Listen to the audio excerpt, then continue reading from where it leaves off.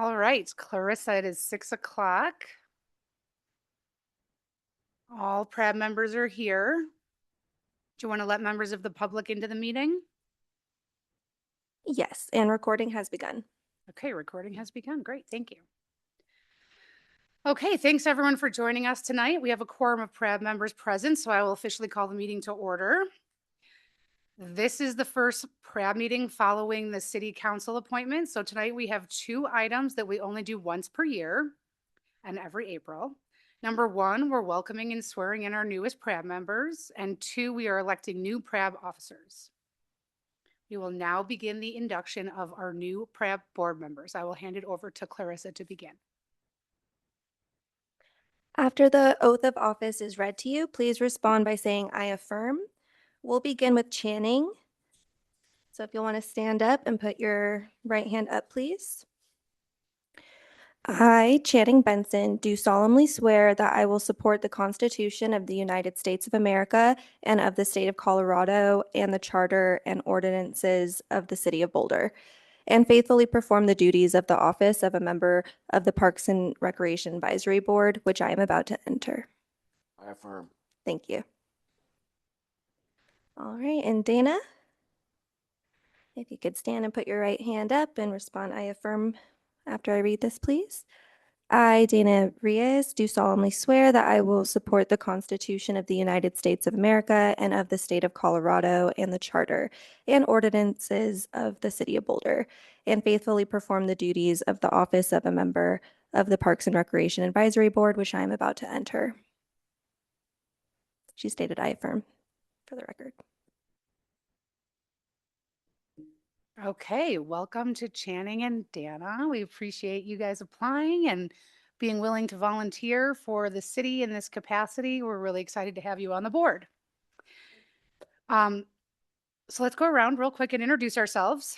If you can give your name, we'll all do this. We'll start with Channing at this end.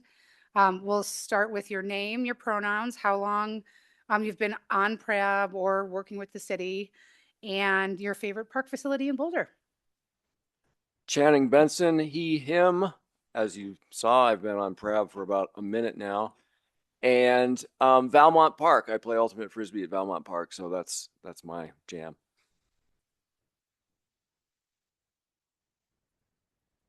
Kira Siegel, she, her. So it's a year now being on PRAB. Wow, who would have thought? So North Boulder Park, I mean, how could that not be number one? But also, I love playing pickleball at like a bunch of different courts, including Chautauqua, I think is a very unique place to play pickleball. Mike Schreiner, he, him. I've been on PRAB for a year, I think. And my favorite park is North Boulder Park.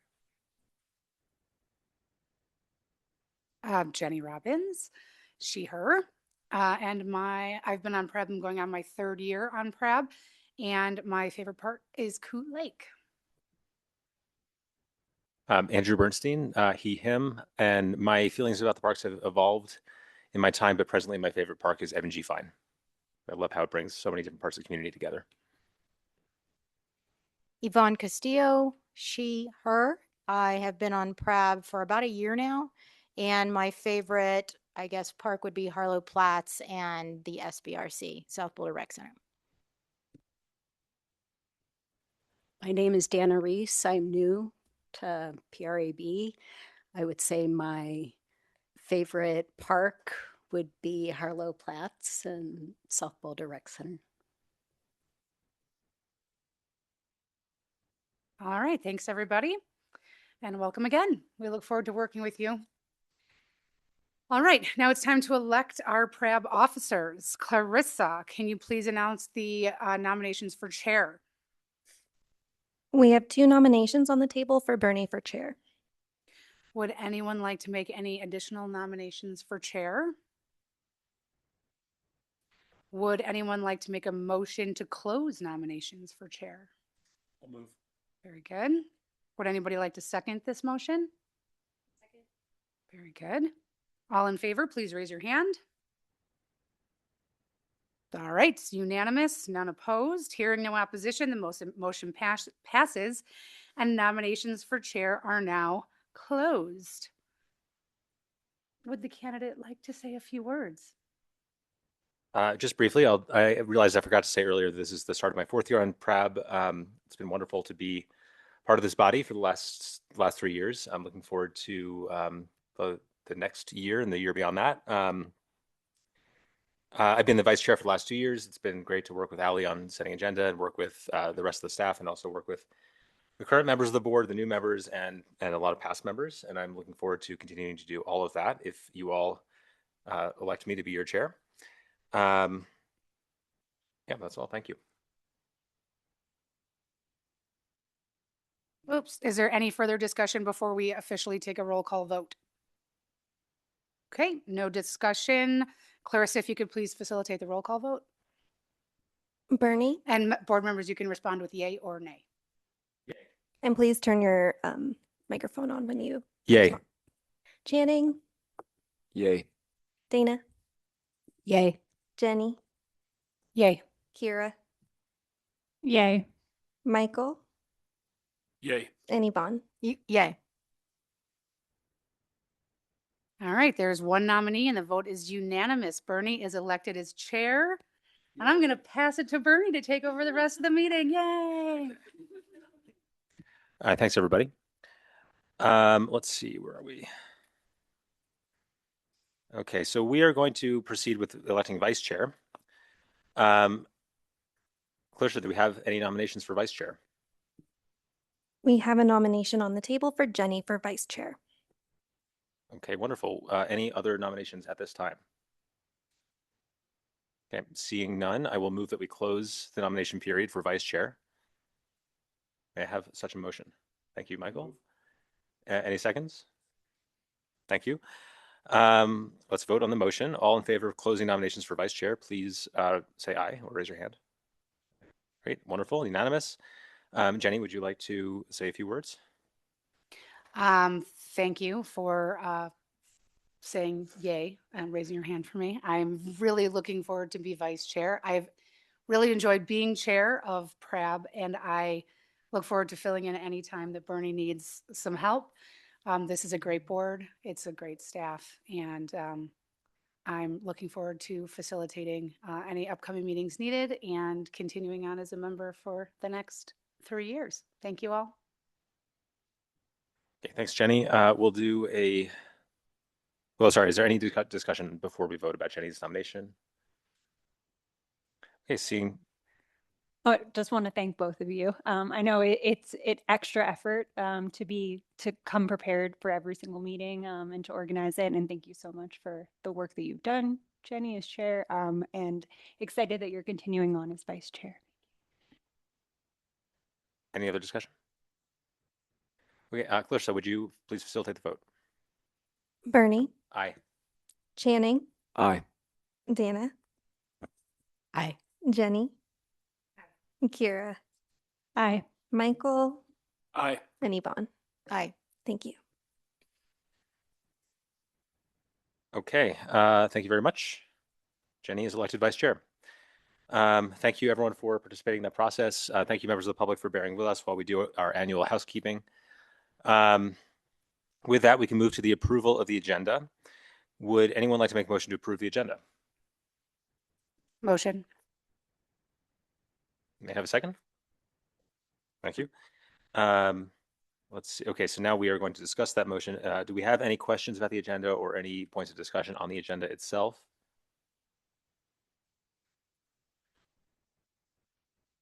Okay, seeing none, we can vote on the motion to approve the agenda. All in favor of approving, please raise your hand or say aye. Okay, it looks like it's not unanimous. So we will move forward.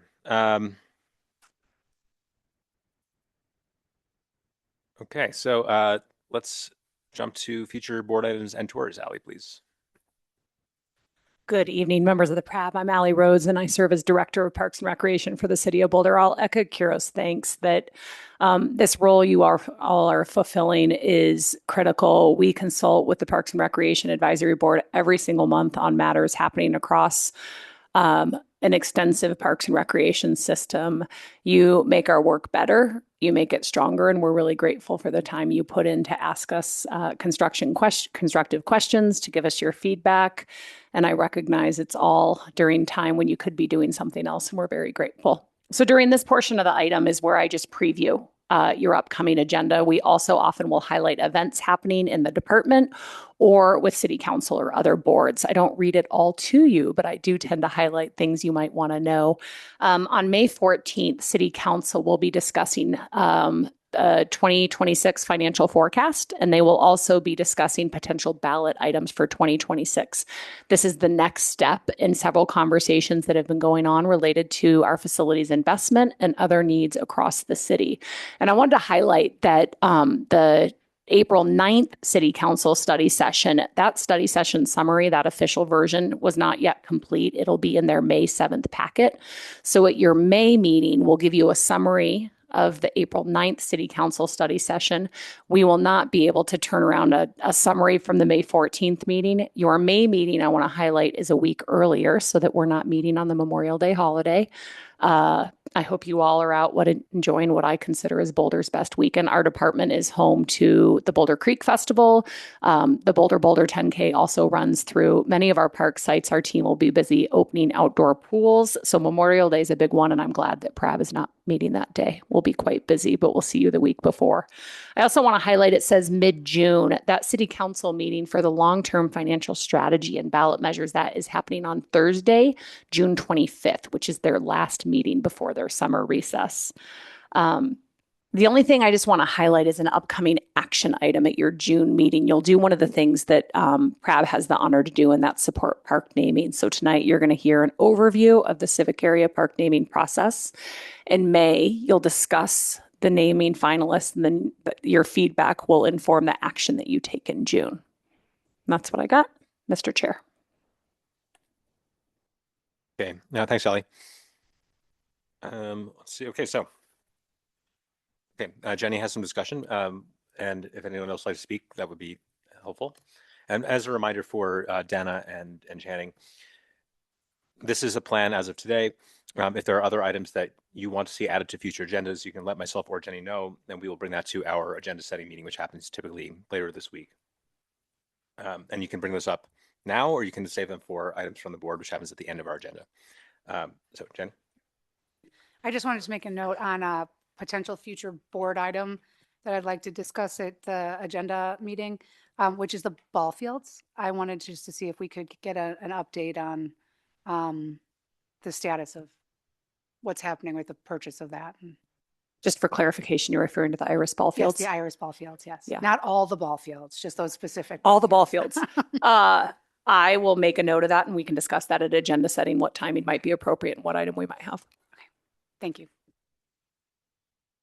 Okay. Any other questions about future items? Okay, I'm going to point one thing out. We made a change, or staff made a change at mine and Jenny's request to the consent agenda. And we can discuss it at that portion of the agenda. I just want to point it out to you now. If you look at page, sorry, I'm scrolling. If you look at page 10 of the packet, where we don't, never mind. Page 13 of the packet, where we have construction overviews, we've added a column for next PRAB touches. So if you are curious about when a project is coming back before us, you can look there in each month's packet and see when we are expected to see it again. If you're not sure about why something is in Q3 versus Q2, that's a question you should bring to myself and Jenny or staff. And that, just so you all know, that this table on page 13 helps to guide future board tours and items. With that, we can move. Oh, Jenny, go ahead. Sorry, I also wanted to ask Allie, because part of that conversation, I think that what's on page, what Bernie was just referring to with the PRAB milestones, the overview of major projects, I also noticed within the consent agenda, there is like a courts update and East Boulder Community Park update. Is that part of what we talked about, or is that standard? Both.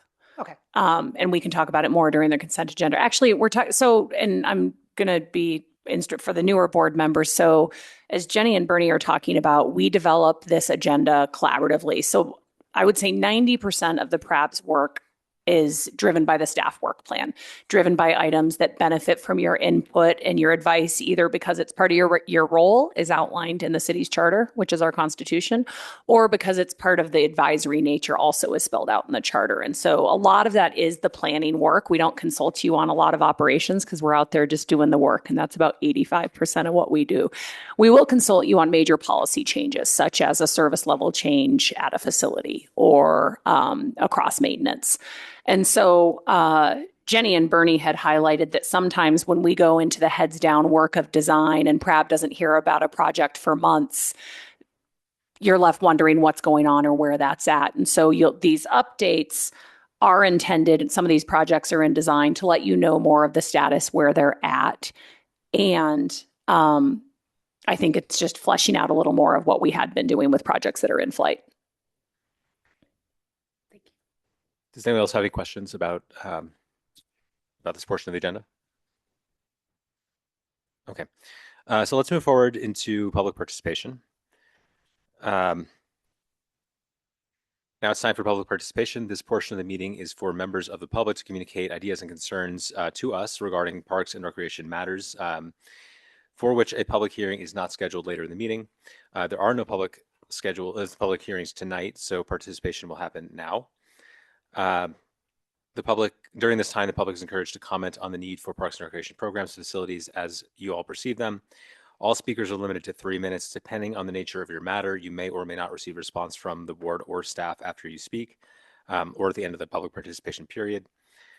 We, however, whether we respond or not, are always listening and appreciative of your time to come here this evening and speak with us and your feedback. Clarissa, could you please present additional guidelines? Yes. The city will enforce the rules of decorum found in the Boulder Revised Code, including participants are required to sign up to speak using the name they are commonly known by. Online participants must display their full name before speaking. Currently, only audio testimony is permitted online. No attendee shall disrupt, disturb, or impede the orderly conduct of any board meeting in a manner that obstructs the business of the meeting. This includes failing to obey any lawful order of the presiding officer to leave the meeting room or refrain from addressing the board. Only one person may speak at the podium at a time unless an accommodation, such as an interpreter, is required. All remarks and testimony shall be limited to matters related to city business. No blocking the aisles in violation of the fire code or in a way that obstructs the vision or audio of other audience members. No signs or flags are permitted in the meeting room except for one per person that's no larger than 11 by 17 inches and held no higher than the person's face. We ask that you not affix items to the podium, dais, walls, or other surfaces. No participant shall make threats or use other forms of intimidation against any person. Obscenity, other epithets based on race, gender, or religion, and any speech or behavior that disrupts or impedes the meeting will not be tolerated. In-person participants are asked to refrain from expressing support or disagreement verbally or with sounds such as applause or snapping, with the exception of declarations. Traditionally, support is shown through American Sign Language, applause, or jazz hands.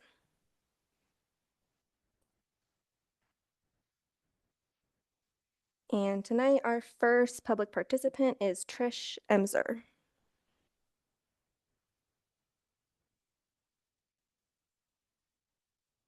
And please turn the microphone on once it's red. There you go. Thank you. All right. Thank you all. I'm Trish Emser, and I'm very glad to be here. Thank you for the time to listen. I appreciate it. One thing I'd like you to know about me is I am a very strong community supporter. I like to spend a lot of energy. I'm currently a volunteer ranger for the Boulder County Parks. I'm a member of Bike Boulder. We work very hard to educate our citizens and get bikes registered, which is something that helps with recoveries. And also we're launching the second annual ever Bike Valet at the Farmers Market starting this coming Saturday. So I work closely with Shared Paths on that initiative. It's actually through that through that work with the Bike Valet that I have been on the Creek Path recently. And frankly, I'm going to speak from the heart a little bit. I've been shocked. I haven't been down around the library on the Creek Path. I hadn't been riding my bike as much. I got a new e-bike, so I'm out there now and patrolling out in the county. But so many things have changed since I was last in this area. So the first week in April, I was on the creek path across from the library and I found a bike carcass. So I thought, oh, great. I guess I'm going to have to pick this up and take it to the police. And then I looked and saw a charcoal grill laying on the side. And then I saw a lot of campers. And about that time, an ambassador came up and I talked to him a little while. And he was very kind. And he told me, yes, that smell in the air was meth, and that people were smoking meth at 10 in the morning, and that folks were actually embedded right there in that area. He kindly took away the bike carcass and the charcoal grill, which I felt safer with all the fires. So I sent you all a Nextdoor post because over the last 3 weeks, I've reported camping along the Boulder Creek path between the library and over as far as the new playground a bunch of times. I was told that there should not be any delay around the Boulder Creek path in removing camps. Yet in the Boulder International Peace Center, Peace Garden, there are embedded campers. They never ever leave.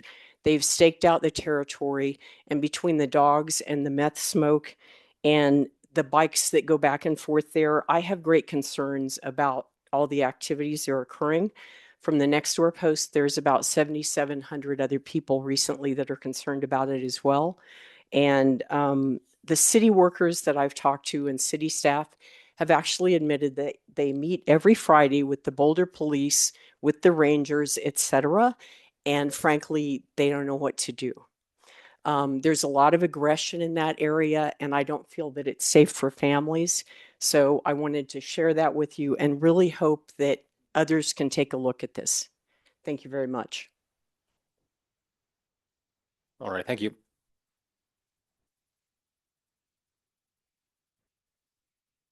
Thank you. Next up is Judith Dack. Good evening. Once again, I come here as a YIMBY who lives right on North Boulder Park, your favorite park here in Michael, and mine too, and my neighbors who are here. And I'm a YIMBY because I say yes to what's happening in my backyard. And I don't want to see any of it ruined. I don't want to see any wasted money. Because you see, while the city planners have been wonderful in responding to our comments at the end of the year, there's still this issue of these 2 new ball fields. And no one can answer why we need 2 new ball fields.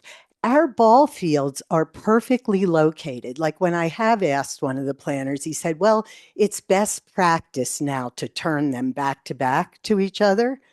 But like best practice, like what? For who? For the people who use North Boulder Park, it's not the best practice because this will create hundreds of feet of chain link fencing in a row. Right now, we have a big space between our chain link fencing, so our park feels open and is very functional. Plus, it's just a waste of money, you know? And the planner didn't know how much it cost, but I've done a little research, and I can assure you that it'll be a waste of like $500,000. And if it doesn't cost $500,000, it's about $250,000. So anyway, you know, why don't we give our police a raise so that we can attend to what the previous speaker spoke to? Or what about all the people from East Boulder Rec last month who need funding for that park? We don't need these ball fields. So please keep asking. Please keep asking Parks and Rec why you want to do new ball fields. It would be there's one little area that it will be so inexpensive to remedy. Also, there's this issue of making the Cedar sidewalk. See, we walk on Cedar Avenue from the west side to the east side. Like 100 people at least a day, even in the winter, walk on that sidewalk. And to do these 2 new ball fields, they're changing that sidewalk to add it looks to me about a third, about 33% more longer of a sidewalk. Well, we don't need that either. You know, we all like to cross it right at Cedar, right where it is from one side to the other. So, yeah, I just really hope that you will look at this closely because there is a new plan that's better than the one that was at the end of 2025. And I do appreciate our planners making those changes. Thank you. Okay, thanks, Judith. Next up is Karen Phillips.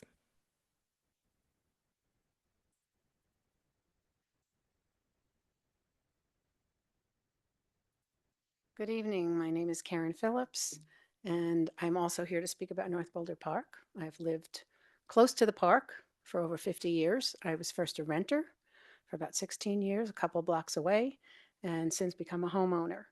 And I'm here to reiterate some of what Judith said, but basically to just tell you that neighbors are continuing to follow the changes in the plans as they develop. And we ask you, as Judith said, to please keep an eye on the necessity for moving ball fields. We don't think it's necessary to move any ball fields. We don't think it's necessary to change their shape. So we are very concerned about overdevelopment of North Boulder Park. And with a lot of community input, the planners have been responsive. The remaining issues are those ball fields. Would hate to see unnecessary expense. We love North Boulder Park so much the way it is. And volleyball players, those of you who know and love North Boulder Park, may have noticed that the volleyball players are getting closer and closer to the west side. That's existing use, and the ball fields are used sometimes. We love the ball fields. We just don't want to see you spend extra money. Please put that money towards South Boulder Rec Center. Thank you. Thank you, Karen. Next is Wendy Snyder.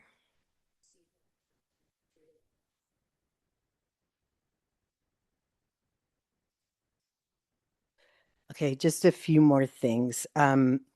So with the Balsam Alpine project, which is affecting those of us who live in the area, the Park Alley Road is a wreck. It is filled with potholes. And when I try to remedy this myself, there is a division of the city that patches potholes, but we need it completely repaved. It's like people forgot, I guess, that with the closure of Alpine, that people would be rerouted through our Park Alley. Like that's where all our trash cans are. That's where some of us access our garages and driveways. And it is a wreck. And everybody's saying it's not in our budget or it's not part of our plan. So I don't know, maybe you can look into that.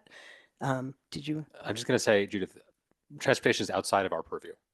Okay, so what do we do? Because like like you got 2 minutes. If you want to keep talking to us about park stuff, we'd love to listen. Okay, so also, we do think that the playground needs to be renovated and that the pavilion needs to be renovated. There's also this issue of attracting teens. And what we find is that every summer when school ends, the park is filled with teens. Late into the night, they set off fireworks.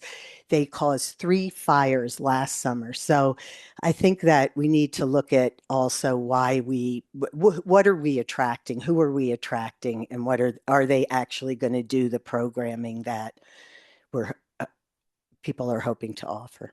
Thank you. I'll cede my time. Okay, thank you. Next is Christine Breskel.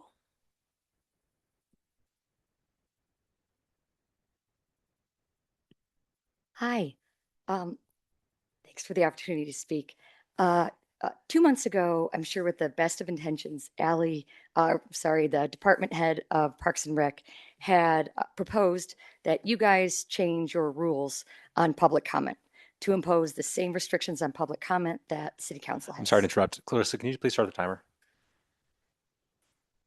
Anyway, to impose the same restrictions on public comment that City Council has. I'm sure this was the best of intentions, which is why it seems very reasonable, which is why you guys had informally agreed to that, those limits.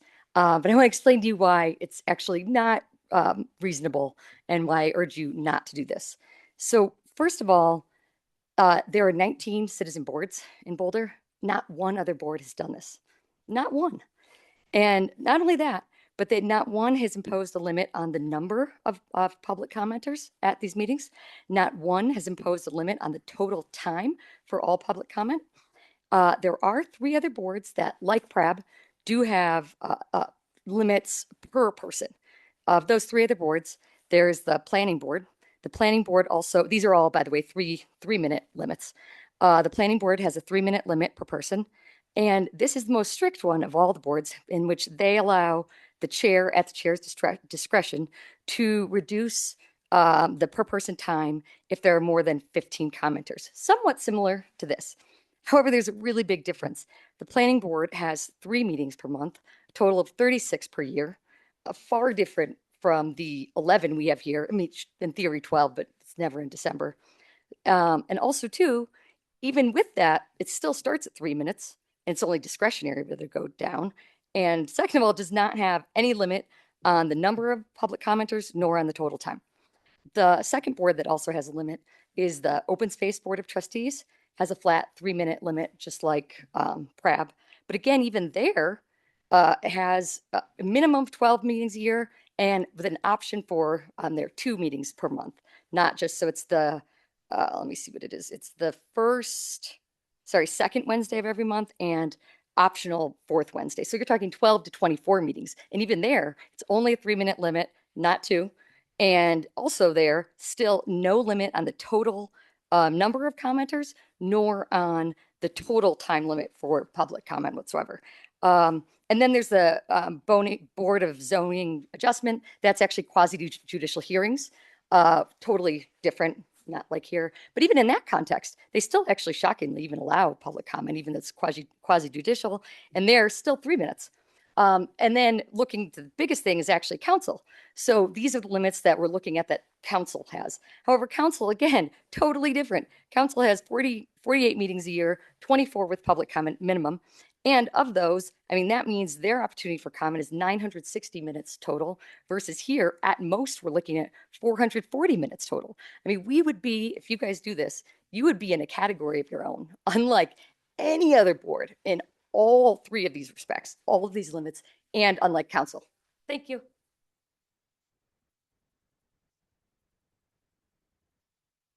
Thank you. Next is Vicky Malo. Although she may be virtual. Just wait my time.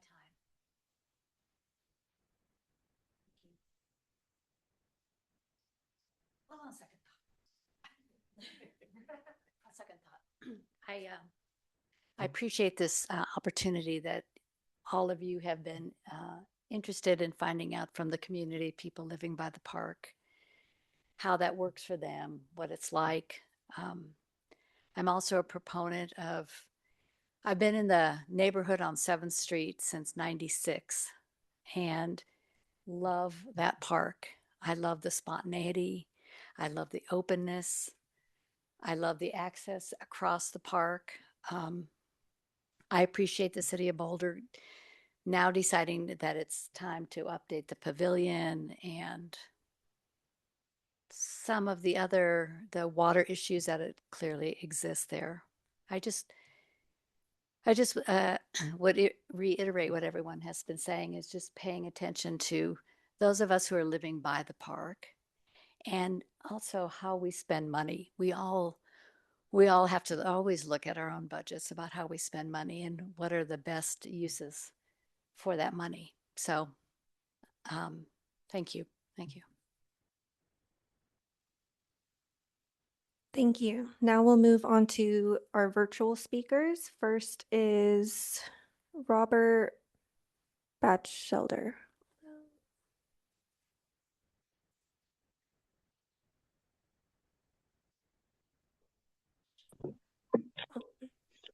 Hi, thank you for letting me speak tonight.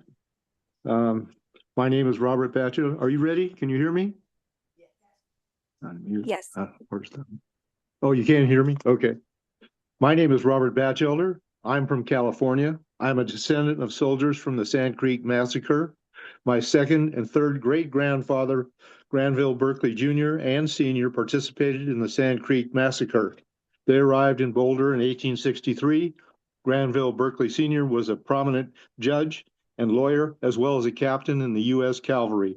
Governor John Evans and Colonel John Chivington with Granville Berkeley conspired to rid Boulder City of Chief White Antelope and the Cheyenne tribe, who were intermarrying with white American miners, settlers, farmers, as well as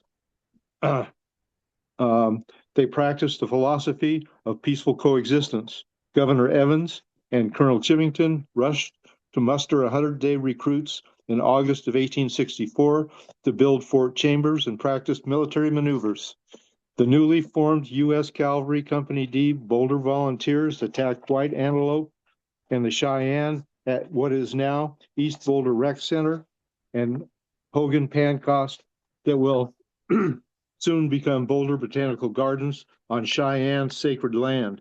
The attack split the Cheyenne tribe, with many headed north, becoming Northern Cheyenne, and the rest, including White Antelope, moved to Sand Creek, where Governor Evans and Colonel Chivington promised safe passage, food, supplies, and peace. Instead, the U.S. Cavalry under John Chivington attacked the Cheyenne with 750 cavalry and 4 cannons, as well as at Sand Creek, murdering 230 elderly and women and children, then raping women, mutilating, and taking body parts as souvenirs.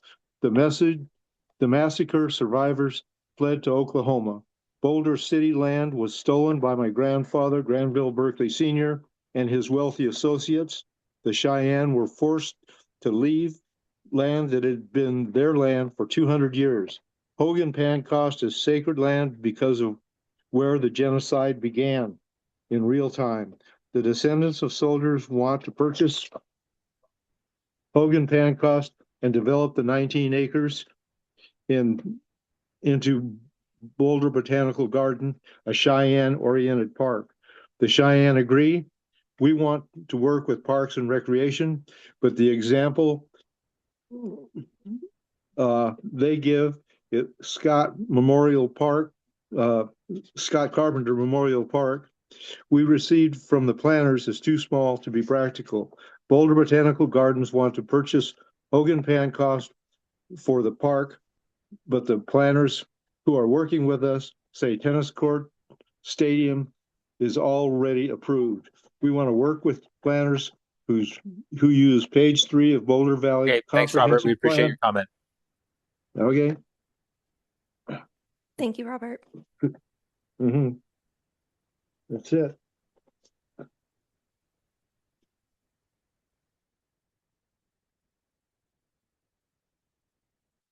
Next is Miss Myers.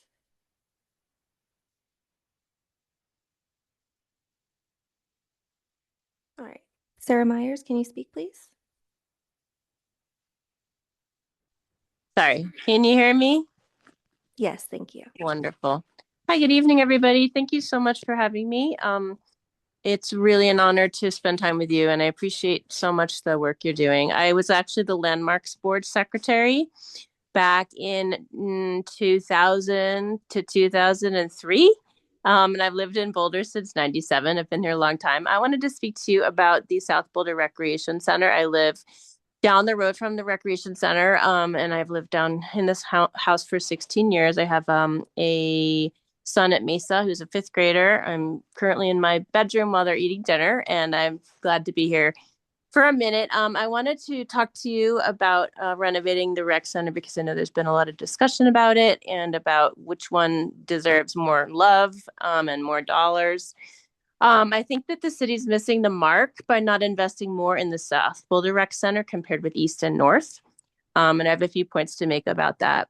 The first one is that, and also that there's no sub-community plan for South Boulder.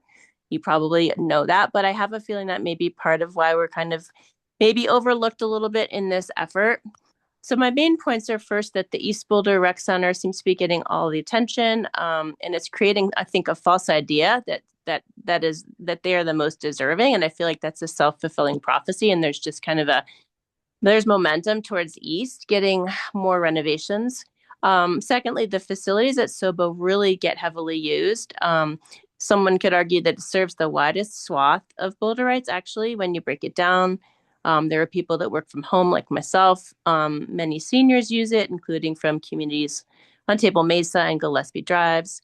Students from 6 schools are using the South Boulder Rec Center, and you know which they are, I'm sure. Fairview, Southern Hills, Mesa, Bear Creek, Summit, and Community Montessori. My own son meets friends there after school to play basketball because it's a safe, accessible place. And then, of course, Fairview Swim Team uses it. And I also would say that South Boulder, we really epitomize the idea of a walkable 15-minute neighborhood, which is a city goal. So I'm wondering, why don't we augment the trend that we already have of people walking to places in South Boulder by improving our rec center rather than improving a different one? I want you to remember that seniors who use East Boulder generally are going there by motorized vehicle. So if they're already driving there, why not have them drive over to South Boulder Rec Center and put a senior center at South Boulder Rec, so that the people who are already availing themselves of it can continue to do that. Plus seniors would have a lovely new facility. And so, yeah, that's quick. But do you feel like it's worth considering, again, South Boulder getting more resources and attention for what's already a well-used place, and to remember how many students are utilizing it? Just so many. All right. Thank you so much for your comment. Thank you. Next is Lynn Siegel.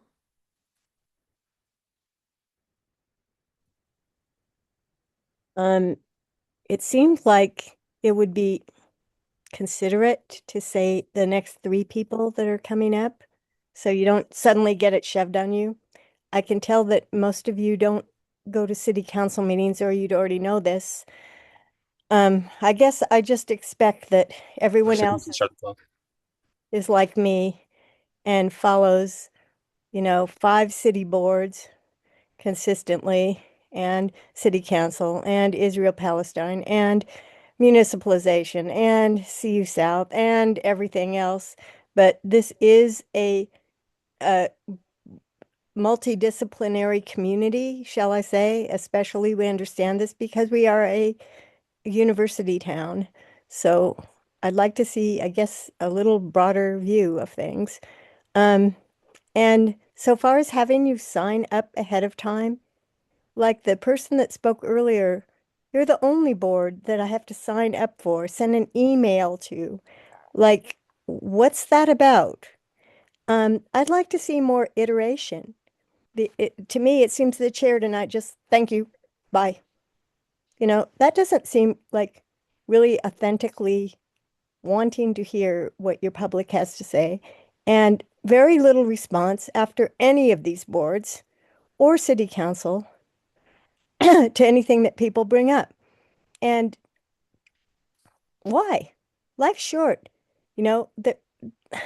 Maybe I'm from the West Coast and I don't understand. I've been here since '87 and I still don't understand. It seems like a wild and rough place to me. The person that talked about Hogan Pancoast, I really wish I could have heard what he wanted to say. He was just almost done. God forbid, it's like Aaron Brockett. You have to cut it off right at the exact second. No, you don't. You can be considerate to your public. It's easy, and they'll enjoy it. So far as North Boulder Park, I went down there one night when I heard I was coming home. I ride my bike all the time. I drive my car 4 times a year. And I was coming home and heard this big ruckus, went down there, and there were fires lit. There were firecrackers. The police were enjoying the party. I'm a 73-year-old grandmother. I had to round up those rowdy kids, and there were 1,000 of them probably, a lot of them. And some of them were budging up. I don't have an electric bike. I just use my feet. And they were budging up against me. They were threatening me. Now, I love those kids. I love everybody. But people need to behave. Just like Rachel Friend, who's running for county treasurer, and lied that I followed and shoved her at a candidates forum when I had a sign up that Jen Robbins and Sam Weaver want to sell your freedom to XL Energy. You know, and I have a right to have a sign. The police informed me that I didn't, and I Lynn, I apologize, but your time is up. Thank you.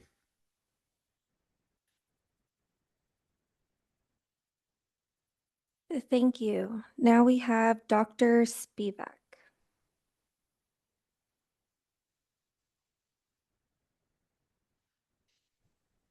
Can you hear me okay? Yes, thank you. Thank you for letting me speak. My name is Dr. Edward Spivak.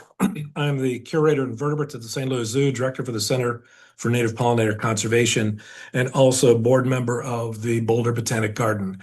I am speaking on the proposed installation of tennis courts next to the proposed botanical garden. I want to emphasize that oftentimes we think of pollution in the form of water or air pollution. However, light and sound are just as severe for many species, as well as one of the few that are easily dealt with. This site is a site of traditional Cheyenne stories of Preble's meadow jumping mouse and the northern leopard frog. Preble's jumping mouse is a threatened species on the Endangered Species Act. The northern leopard frog is a species of greatest conservation concern in Colorado. Additionally, there are 3 species of bumblebees that are being proposed for listing on the ESA found in Boulder. Light and sound pollution from the proposed tennis courts have detrimental effects on their life cycle, their daily lives, exposing them to additional predation, disrupting their reproduction. I'm asking that you look at the issue of these tennis courts in association with the use of this land for supporting these species of conservation concern, as well as supporting the Keystone Cultural Site and Keystone Cultural Species of the Northern Cheyenne. Traditional Northern Cheyenne Chief Philip Whiteman Jr. Unfortunately was not able to make it tonight. He is at the UN with various meetings. But he wanted to emphasize the importance of this site for the story and tradition of these animals, for Northern Cheyenne traditions, as well as for just the conservation of these species in general. I have also emailed the board additional notes looking at the science behind light and sound pollution on the 3 different groups that I've mentioned. The frog, the jumping mouse, and also pollinators, to give you more background, which cannot be expressed necessarily in just 3 minutes. So I hope you take into consideration that in developing the Boulder Botanical Garden, we really look at how the land is utilized and how we can really address simple pollution of light and sound in order to both help human health as well as the health of the environment and the animals that require it. Thank you.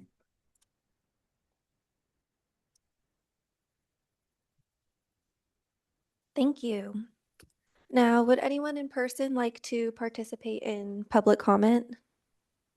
Please raise your hand if so. I didn't have you signed up. I thought you were the other Robert that I called on. Apologies. But I didn't have an email from you for advanced sign up. Did you send one? And he's still welcome to speak now. That's Absolutely. the opportunity you're opening up. So you're welcome to come to the podium, sir. Hello, my name's Al Godman. I live on the northeast corner of 7th and Cedar, which means that my property backs to the west alley on North Boulder Park. And my south property is on Cedar Street. And I wanted to address 3 concerns. One of them is this need to relocate the ball fields because of the wetland that is formed there. 7 years ago, the city came in there and replaced the sewer head. Obviously, they didn't seal it correctly because after that is when that formed. I've lived on this park for 34 years. I know it very well. And so that's an easy fix. My second concern is turning the ball field around, the north one. You are now hitting into the playground, the gazebo, and the basketball court and ping pong. Why would you want to expose yourself to those types of lawsuits? The third one has to do with the walkway between Cedar and 9th. You eliminate that walkway, it's going to become a path. There are so many people that walk that with their dogs. It's unbelievable. So I hope you reconsider some of this, because I've been to both planning meetings and all the concerns have fallen on deaf ears. But you really need to look at this. Thank you. Thank you so much. And would anyone else like to participate? Please raise your hand if so.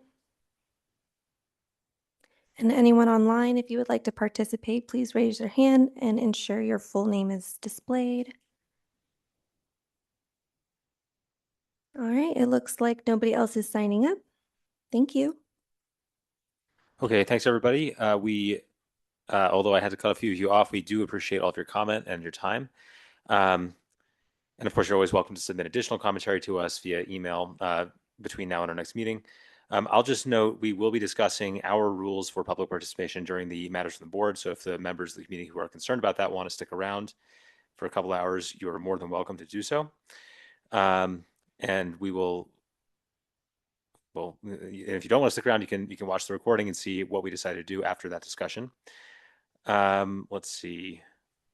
Does anyone on the PRAB would like to ask any clarifying questions of staff or make any comments about the public comments? I'll start with Channing. Kira?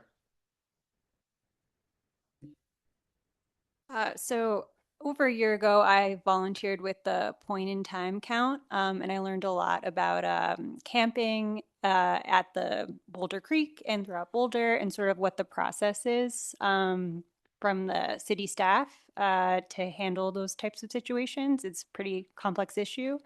And I also learned about using Inquire Boulder to submit a, and if you do see some type of like unauthorized camping, you can use that website to submit that citing, and then the Boulder team will review.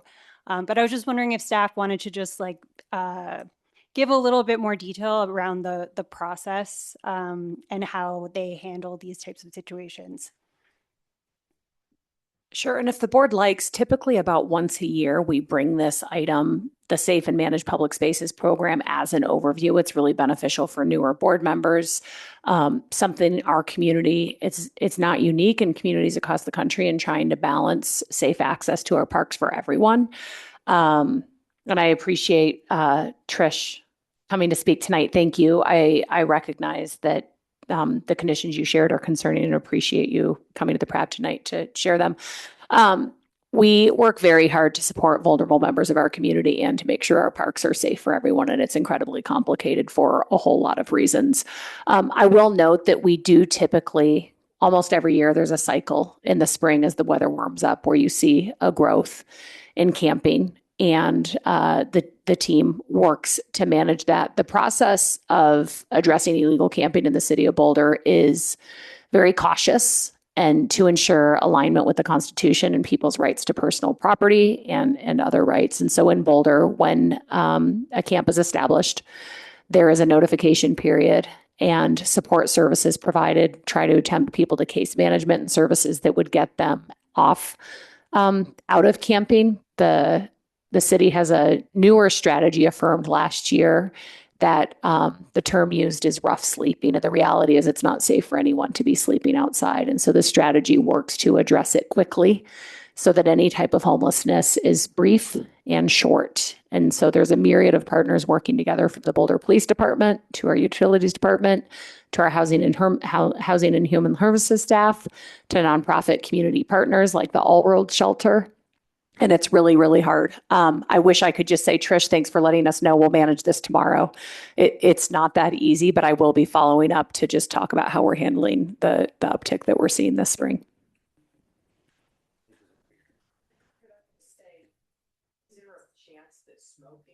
I'm sorry, public comment is closed. But yeah, just wanted to say thank you, Allie.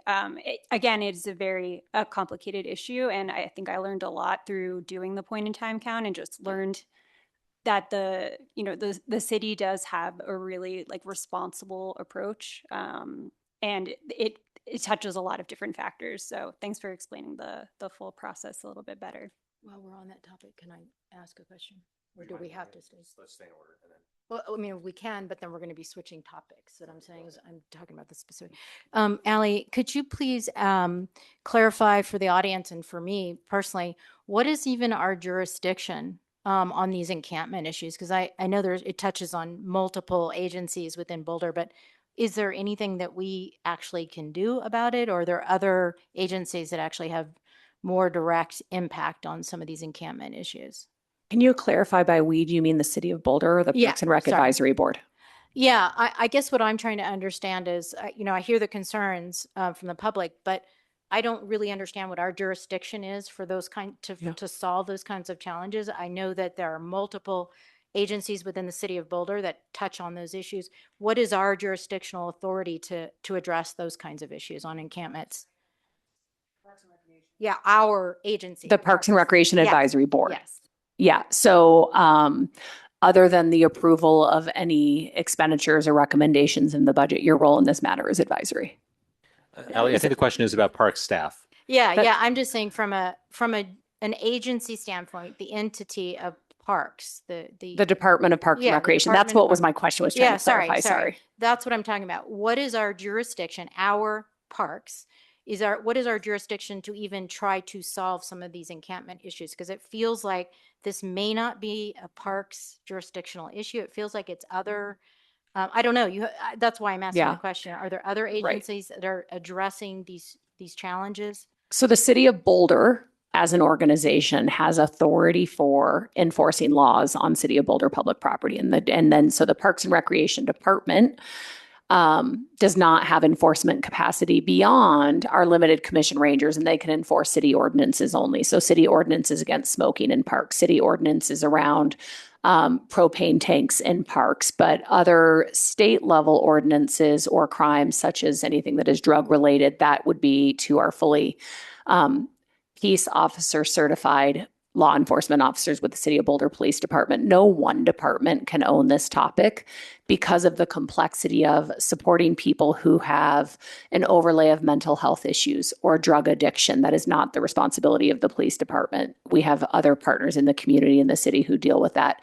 The cleanup of a site that has been impacted by camping is not the responsibility of the police department. We have colleagues in our utilities department and our parks and recreation department who daily are picking up the impacts of camping on public land. So the city of Boulder, that's why the Safe and Managed Public Spaces program is our interdisciplinary effort to reference this. And perhaps we should consider on agenda setting that once a year overview. I was thinking of the runway in my head, and I think it was last summer that we last did it, because this really is a topic that benefits from a deep overview for the PRAB to understand and ask questions. And be happy to bring that back as the agenda allows.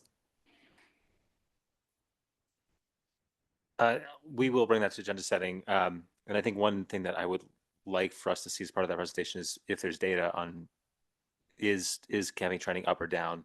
We heard it's seasonal, but year over year, is there change? I can tell you off the top of my head that I know that year over year we have seen decreases. However, every year there are seasonal spikes. And so we'll work. And Yvonne, I was just looking at, did I answer your question? Yes. Okay, thank you. Okay, to back out, Michael, any comments? I do have a question for staff. I think we discussed this at the last board meeting, but I can't really recall. I thought there was a safety reason for why the two ball fields were being relocated or rotated. Could you just refresh my recollection about that? There's a couple of reasons. One is that I am not aware of any sewage in the park. I don't think that that's an issue, but we do see ongoing. North Boulder Park sits on the headwaters of Goose Creek, and we see drainage issues always. I know just anecdotally, as a former coach for North Boulder Little League, that those are the first games to be canceled because of the wetness and the high water table in the park. And so through this project, we are taking advantage of the flood work happening with Alpine Balsam development, and we are going to be regrading across the whole park, which will improve conditions in the play area, which right now the water drains across Dellwood and washes out the pea gravel. We're going to take care of the flooding that happens across the ball fields and the marshy areas that develop and take. I mean, if folks can think about, I can picture multiple times throughout the year where North Boulder Park has, there are barriers up and areas protecting the park where it's been really marshy and muddy. And then the other thing, I love the job the planners have done on this. If you go to the website and look at this project page, you'll see historic photos. The ball fields have moved around throughout the history of the park. There used to be just one ball field towards the southern end of the park. This current location addresses those floodings and does co-locate the backstops. If you think of most ball fields, there's operational efficiencies, there's safety efficiencies. I heard the concerns about potential balls hitting into the shelter. We don't share that concern. These fields are sized for the youngest kids, and the outfields are sized appropriately for those ages and the younger recreational levels.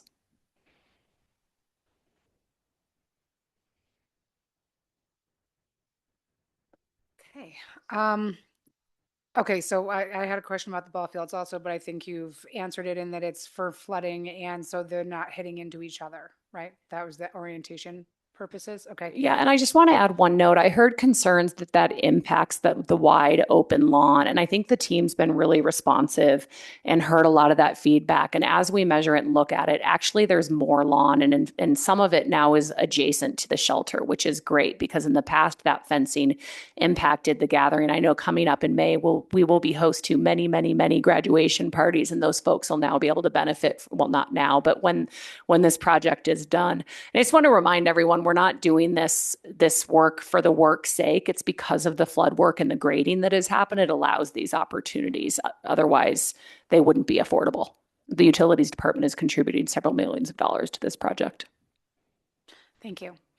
And then I wanted to ask about, I agree with adding SAMPS to a future meeting, but I also I was hoping maybe in the same meeting we could talk about the clutch report and the recent changes to all roads that I saw, which was that they're only allowing people to stay in the shelter a certain number of days. So I'm not sure if, I feel like these three topics are all connected, but especially for our new board members, it might be beneficial for them to kind of give an overview of as some of the camping happens in our public parks. And although we don't have enforcement abilities, I think it might be helpful for people to just understand the strategy around it, if that's possible. I wanted to thank the commenter about the public comment. Those were really great stats. I'm glad we get to revisit that later. So I'll talk about that later.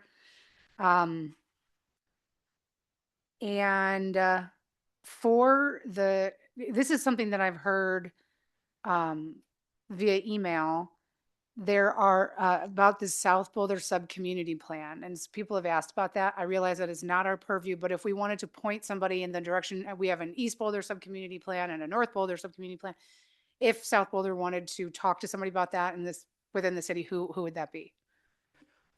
There's two areas that would have. Developing a sub-community plan would need to be a city council work plan priority. So they would start with their members of city council. It would be closely coordinated with planning and development services and their staff and their work plan. And so I've heard that same conversation, and I would expect it's something. City council sets their work plan every single year around January, and I would expect that to be posed as a possible priority as they set their future work plans.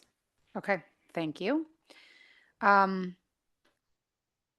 interestingly, I was wondering, I did appreciate Lynn's comment about announcing the three, and that is something that council does. And for Clarissa, that obviously we don't normally have a lot of public comment where that's an issue, but I think that is a good idea. If when you have a series of people to say, like, here's the next three people that are speaking, just so they can be prepared. So I realize that's kind of brand new to us. So, but it was a good thing to mention. That's okay. That, I believe, is it for me. Thank you. Thanks to everybody who came out to speak tonight. So I had a few questions. I'm going to start with Chrissy, her questioning about the, changing our timing to 2 minutes. I don't really understand why we're doing that either, and I know we have an agenda item to discuss that. Personally, I appreciate Chrissy's comments. I don't know why we need to do that. Just seems like an extraordinary measure. So just go on the record to say that it doesn't really make sense, but I assume we're going to have more conversation about that. Then I wanted to talk about Dr. Spivak's comments and the comments that came from Robert out of California on Sand Creek Massacre around East Boulder development of the parks or the tennis courts. I want to say, first of all, I understand the tennis community. I met with them and I'm very concerned about the situation they have in terms of not having tennis courts. So I am not aligning myself on one side or the other on this issue, but at the last meeting that we talked about, when we heard from multiple comments from the public about this concerns around developing this, they were talking about the light pollution, the sound pollution issues. And at that time, I asked staff if we could address, I believe Tina was on the dais, could we include something in the RFP before it was issued to at least create some criteria in the RFP to so that anyone responding on the RFP would have that requirement to say, we have some cultural sensitivity issues to adjacent property. We have sound and pollution issues. We've got endangered species potential or threatened species issues. Can we include that in the RFP? Did that get included? So I would love to just more broadly address the Botanic Garden proposal for a moment, and then I'll answer your question specifically if that's okay. First, I want to call out that the city of Boulder acknowledges our entire city is on the sacred land of many tribes that called the Boulder Valley home since time immemorial. We were settled illegally and in violation of the Treaty of Cheyenne. And part of our acknowledgement is a commitment to build a more just future. As it relates to this project, I want to just affirm the time our team has spent with the organizer of the Botanic Gardens proposal, providing guidance and support for a path forward. As it relates to the comments that this specific acreage has special significance, we are consulting with our tribal partners. We have formal government-to-government relations with many of the tribes that called Boulder Valley home, and we are working through that very carefully and thoughtfully. And as it works to your questions, Yvonne, about wildlife and lights and noise, I just want to remind folks that our code is incredibly rigorous. Site annexation included a thorough ecological review, and there is no presence of Preble's jumping mouse on this property, nor are there any other species of concern. The site review will include ensuring that the project complies with all Boulder codes, and anyone who responds to the RFP will have to ensure that they address any concerns and meet lighting ordinance. Boulder has a dark skies ordinance, sound related to allowable uses on the property. And so that doesn't need to be called out specifically in the RFP because our code requires it, and our staff also require that anyone we work with understands how to work with our community and our code. Okay. My concern there, though, if we don't call it out in the RFP, we are already on notice that there are issues out there, and I'm trying to avoid in the future that the city of Boulder might be involved in some sort of litigation with this. I think that if we are already on notice that there are cultural sensitivity issues to adjacent properties, and we've heard from multiple people in the public from the Cheyenne tribe that we are not specifically including something in the RFP to say, if you are going to be working on the development of this project, you need to consider cultural sensitivity, light and sound pollution issues specific to the issues that have been raised by the public and by Dr. Spivak. So I just think that where I'm coming from on this is not a small issue, and I'm trying to mitigate any exposures that the city of Boulder could potentially have in the future. We are now on notice, and I just want to make sure that whoever is representing us legally, that they are looking closely at that. And I trust that you are engaging with our legal professionals on staff, but this is something that we need to take very seriously because I think there could be some exposure down the road. Next issue, sorry. Next issue was, I guess I didn't really understand the sub-community plan, why we would do that for SBRC, but is there some benefit to doing a sub-community plan that I'm not aware of for South? The benefits it's heard is there's been a lot of, as folks talk about the recreation center, different conversations have come up about land use and community needs for that broader area. And a sub-community plan is really where you zoom out and look at multidisciplines in that way. I'm trying to think of, so recently, for example, the most recent sub-community plan is for East Boulder, and it really zooms out and looks at housing needs, transportation needs, business needs, and develops guidance for that whole area so that as development occurs, it can contribute to really broad community goals. Okay, thank you for that. And then I guess finally, I would just comment on all of the public comment for the North Boulder Park changes. It pretty much sounds like that the staff is essentially saying to the public, we're not going to change anything. I mean, that's what I keep hearing. And you all have been here. I appreciate you being here and commenting. But I'm not sure what more we can do other than ask staff to consider this seriously. I appreciate the comments, but it sounds like staff is just saying we're going to continue to move forward. So I'm just want to make that clear. Sounds like that's what our position is. Can I just offer a little more information there and just remind folks that this park, like all of our sites, is used by many groups and community members. Our team has worked very hard and spent a lot of time with many of the users, the Little League, the Nordic skiers, people who play recreation. And I understand you are hearing from some folks. The feedback we've generally heard from this concept is that folks are thrilled. And I understand that doesn't mean everyone. That's a really lofty target in this community. And I recognize that we're not there, but I know that our team has spent a lot of time, and generally the feedback we heard is overwhelmingly positive.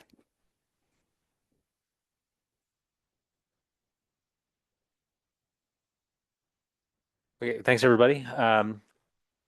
Lots for us to talk about in coming meetings. We will move forward to the consent agenda, which is on page 4 of our packets. Dana and Channing, the consent agenda contains the minutes from last month's meeting, as well as items on which the staff wants to update us, but which we are not going to discuss in length tonight, or we're not going to have a presentation on tonight. May I have a motion to consider the consent agenda? Motion. Would anyone like to second? Channing, thank you. Okay, so discussion on consent agenda is now open. Oh, no, I guess we need to vote on the motion. No? Okay, all right, let's just talk about it. Does anyone have any comments on anything in the consent agenda? I'll start by saying I'm going to manage this meeting a little bit more tightly than Jenny did. I'm going to, for each item, we'll go in order. We went right to left last time, we'll go left to right this time. Everyone will have a turn. If you have, let's say, as they do in city council, let's say bring up your top 2 questions, and if you have a third, we'll go back around. Dan, let's start with you. Okay, I'm sure you will by next month. Yvonne? I had a question about the minutes. Is this the appropriate time to raise? Yep. Okay. So on page 8, in the board feedback on March 31st, the meeting, I had concerns about the third bullet, basically from the bottom. It said that the board feedback was from the study session, the community's interest in maintaining and expanding services across all 3 centers was affirmed. I just don't remember specifically agreeing or saying or advocating as a board member that we would expand services to all 3 centers. And I just wanted to clarify that. I know we talked about maintaining, but I don't remember expanding. My recollection is that we all agreed that we supported the recommendation by staff to push for scenario B for all 3 facilities. Is that different from your recollection? Yes. Okay. That was, I mean, I could go back and listen, but that was not my understanding. I mean, I think we all had a discussion that, as I recall, that we all felt that all 3 rec centers should be invested in. We should be maintaining core services.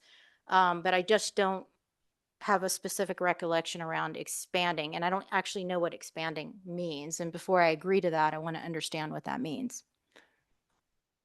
Okay, I think that we should review the videotape. Not right now, but just to make sure that we're getting these minutes correct. Allie, what do you think? I was going to propose an alternate that there was no action taken at the study session. And so what really is material here is making sure it reflects. Is there an amendment that you would propose that you feel would be more accurate that the board could consider?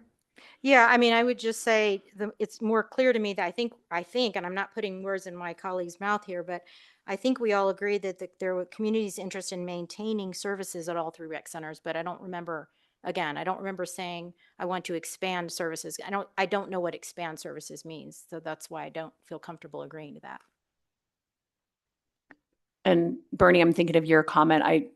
I also have that feels like a very long time ago, but I have a vague recollection of scenario B for all 3 centers. What I would propose is that we strike this bullet from the amendments that you approve, or from the minutes that you approve, and we could bring this back for a revision at your May meeting if accuracy or having a collective input about your recommendation is.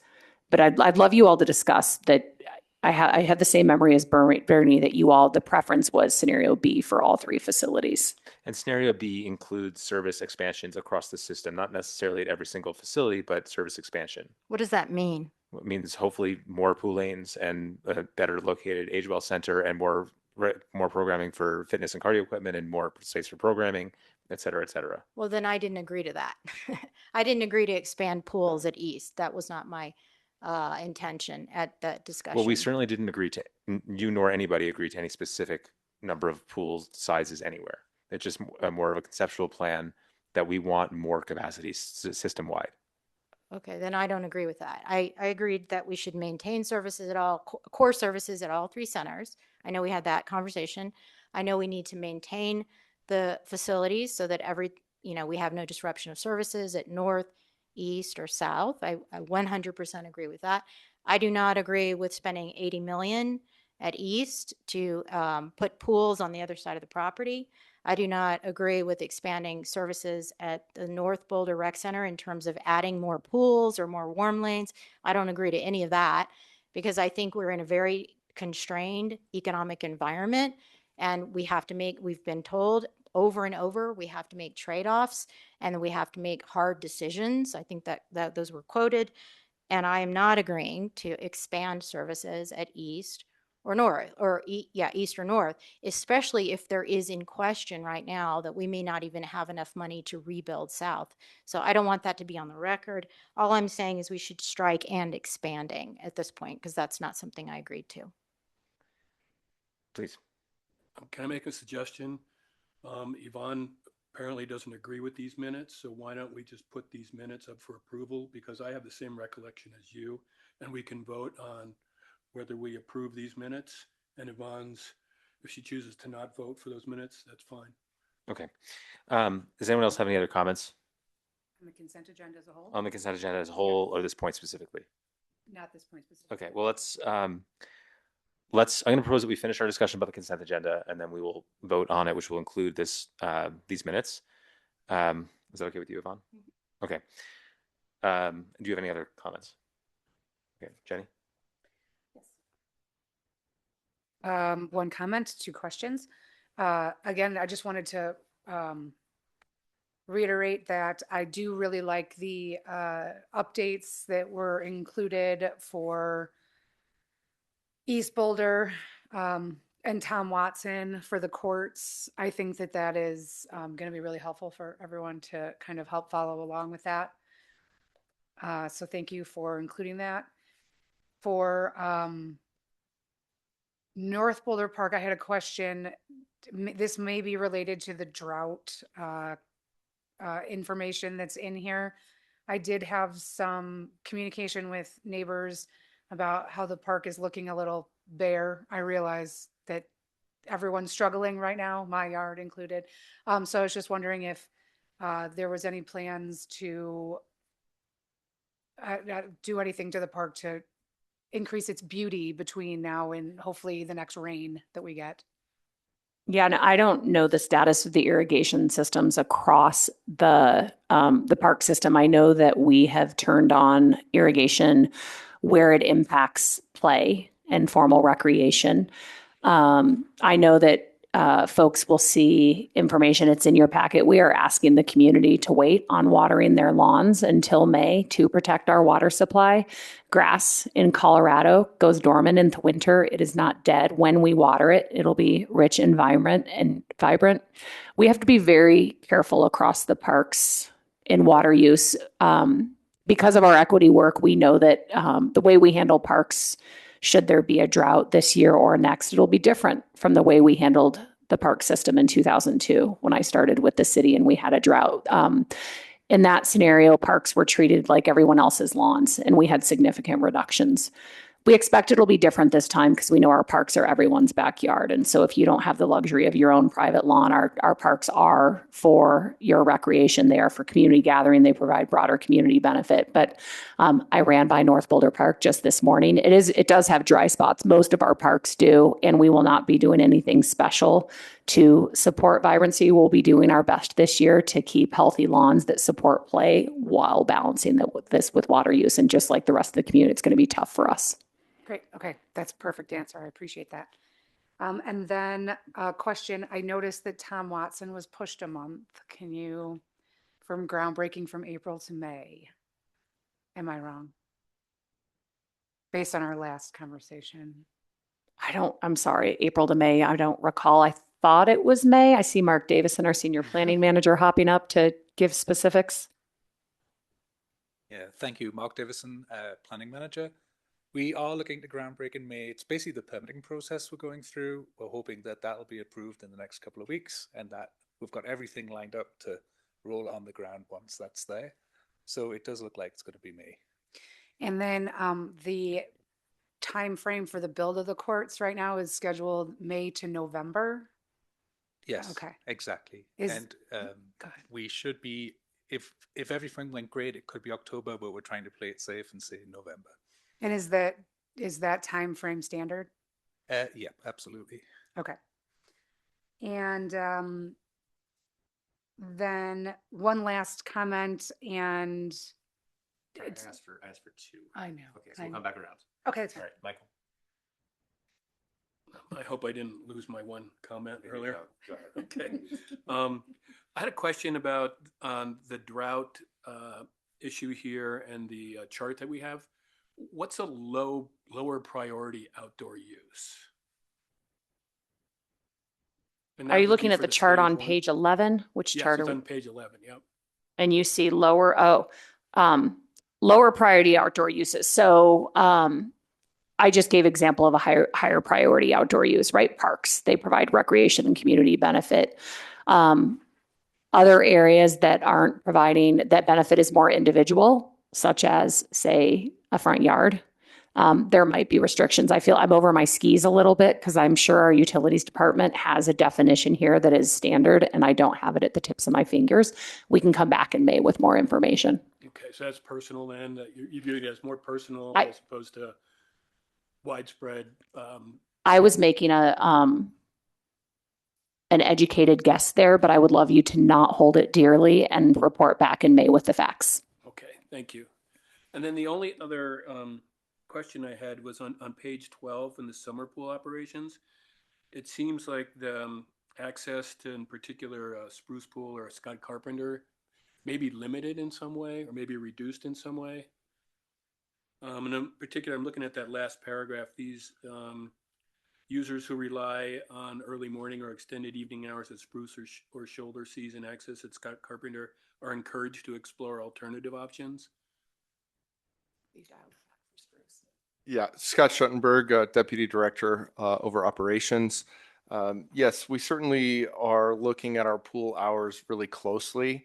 It always starts with our staffing, and depending on where we're at with our high school students and many of our employees working as lifeguards, we tend to fluctuate hours slightly. I will say that at this point, we are not trying to make drastic changes to reduce our pool hours, but we're looking at efficiencies. So if, for example, there's only 1 or 2 swimmers typically in the morning before 10 a.m., we may choose to reduce hours so that we're not paying so much in payroll and staffing cost to keep open when the demand simply isn't there. So at this point, we're going to continue to monitor our hours throughout the summer and towards the end of the year as well. We're also very weather contingent. And so hours do fluctuate for our outdoor spaces quite a bit. So we'll continue to look at that. But at this point, the plan is for both Spruce and Scott Carpenter to remain open this summer. Anything to add? Yeah, I'm just going to own a mistake. Our team, this is no surprise. We've been talking about this. It's been referenced tonight. We are having significant constraints in our operating budget. We had considered reductions in the general operating hours for Spruce Pool this summer. We determined not to, and we failed to update this language. That clause on users who relied on early morning or evening hours at Spruce Pool is not relevant through at least when the kids go back to school, and it's just a miss on our part. We should have deleted it. Thank you both. Those were basically my questions, but I'm just gonna ask just in a slightly different way. Just to understand, last year we closed Spruce Pool, I believe a couple of weeks early. Just wanted to hear a little bit about the length of time that Spruce Pool will be operational this year compared to last year. Sure. So the plan for Spruce Pool for this year is to operate until students go back in, which I believe is August 12th, 11th. And following that, then weekends, we would operate Spruce Pool, but during the weekdays, we would not have access to our workforce. So Spruce would close during the week, but we would keep Scott Carpenter Pool open throughout the weekdays and weekends. And how does that compare to last year? So last year, due to the significant budget reductions, we fully closed Spruce Pool when the students went back to school due to low visitation. This year, school starts a full week earlier. Last year, it was a difference of 9 operating days between when the students went back to school and Labor Day.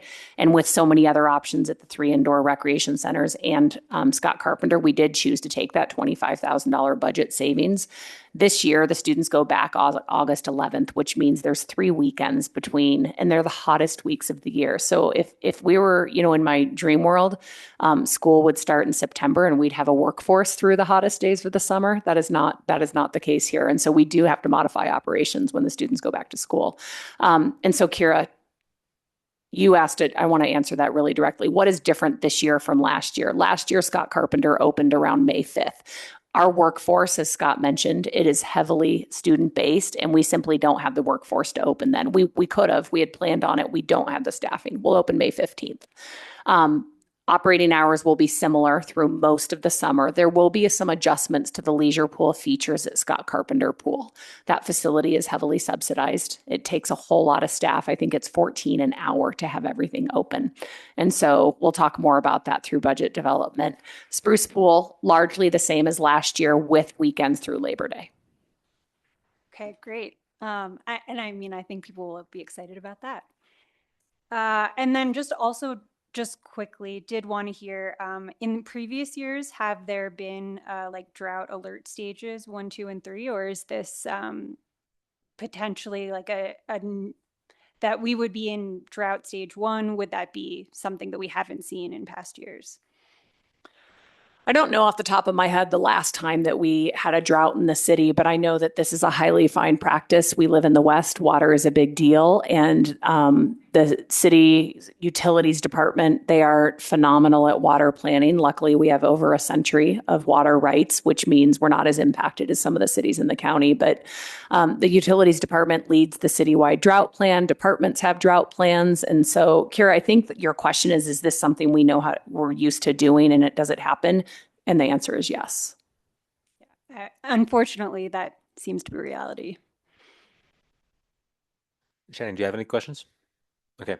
Who had a third? Jenny? Okay. I have one, just to go back to Spruce Pool for a quick second, Allie. Given that we know there's going to be a service hour change at the end of the summer, have we let that community, the Spruce Pool community, know yet? Or are we hoping they're watching?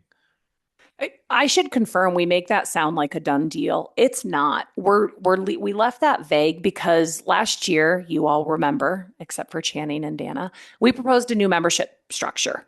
And so outdoor pools in the reservoir were separated out and folks could buy a recreation center specific pass. And then in May, and actually starting next week, you're going to see a promotion and a campaign around the outdoor pool passes. If those go amazingly and provide the revenue that they could, then that's really going to impact what we're able to operate into August. And so I should put a caveat on what we said. It really is TBD, and there's nothing to announce at the moment because it depends on how well we do. If we have a sunny May and June, which is not great for our water supply, but it's great for outdoor pool revenue, that'll impact how far into the season we can operate. Great, thank you. I just wanted to say out loud, I'm glad that there was an update on the drought regulations in this packet. So I've been watching the level in Veely Lake decrease over the last few months. It's a source of anxiety for me, as I'm sure it is for all of us. Dana, did you think of any questions? Okay. Okay. Go ahead. No, I'm good. I wanted to just briefly touch on page 13 on the overview of major projects. Noticeable here is the fact that South Boulder Rec Center is not even listed here in terms of a design. And I think my question is, we've heard from staff at the study session, I think it was Michelle, who said it would take about 5 years to get a project from start to finish to be built. When you take that comment, and I hope I'm remembering that correctly, when you take that comment and you take the fact that when we invested in South Boulder Rec Center last year, I believe there were comments that would buy us another 5 to 7 years before potential death of a facility.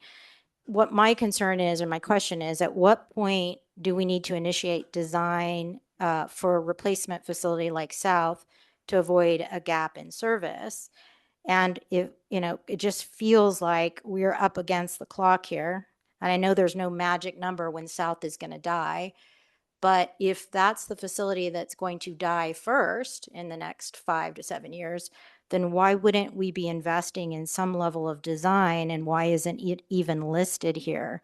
And I know that operations budgets are different than capital budgets, but I believe we use our operations budget to design for North, as we can see here. We can design for East, and I know we're doing that. Why aren't we doing that for South? I don't understand why it's being treated differently.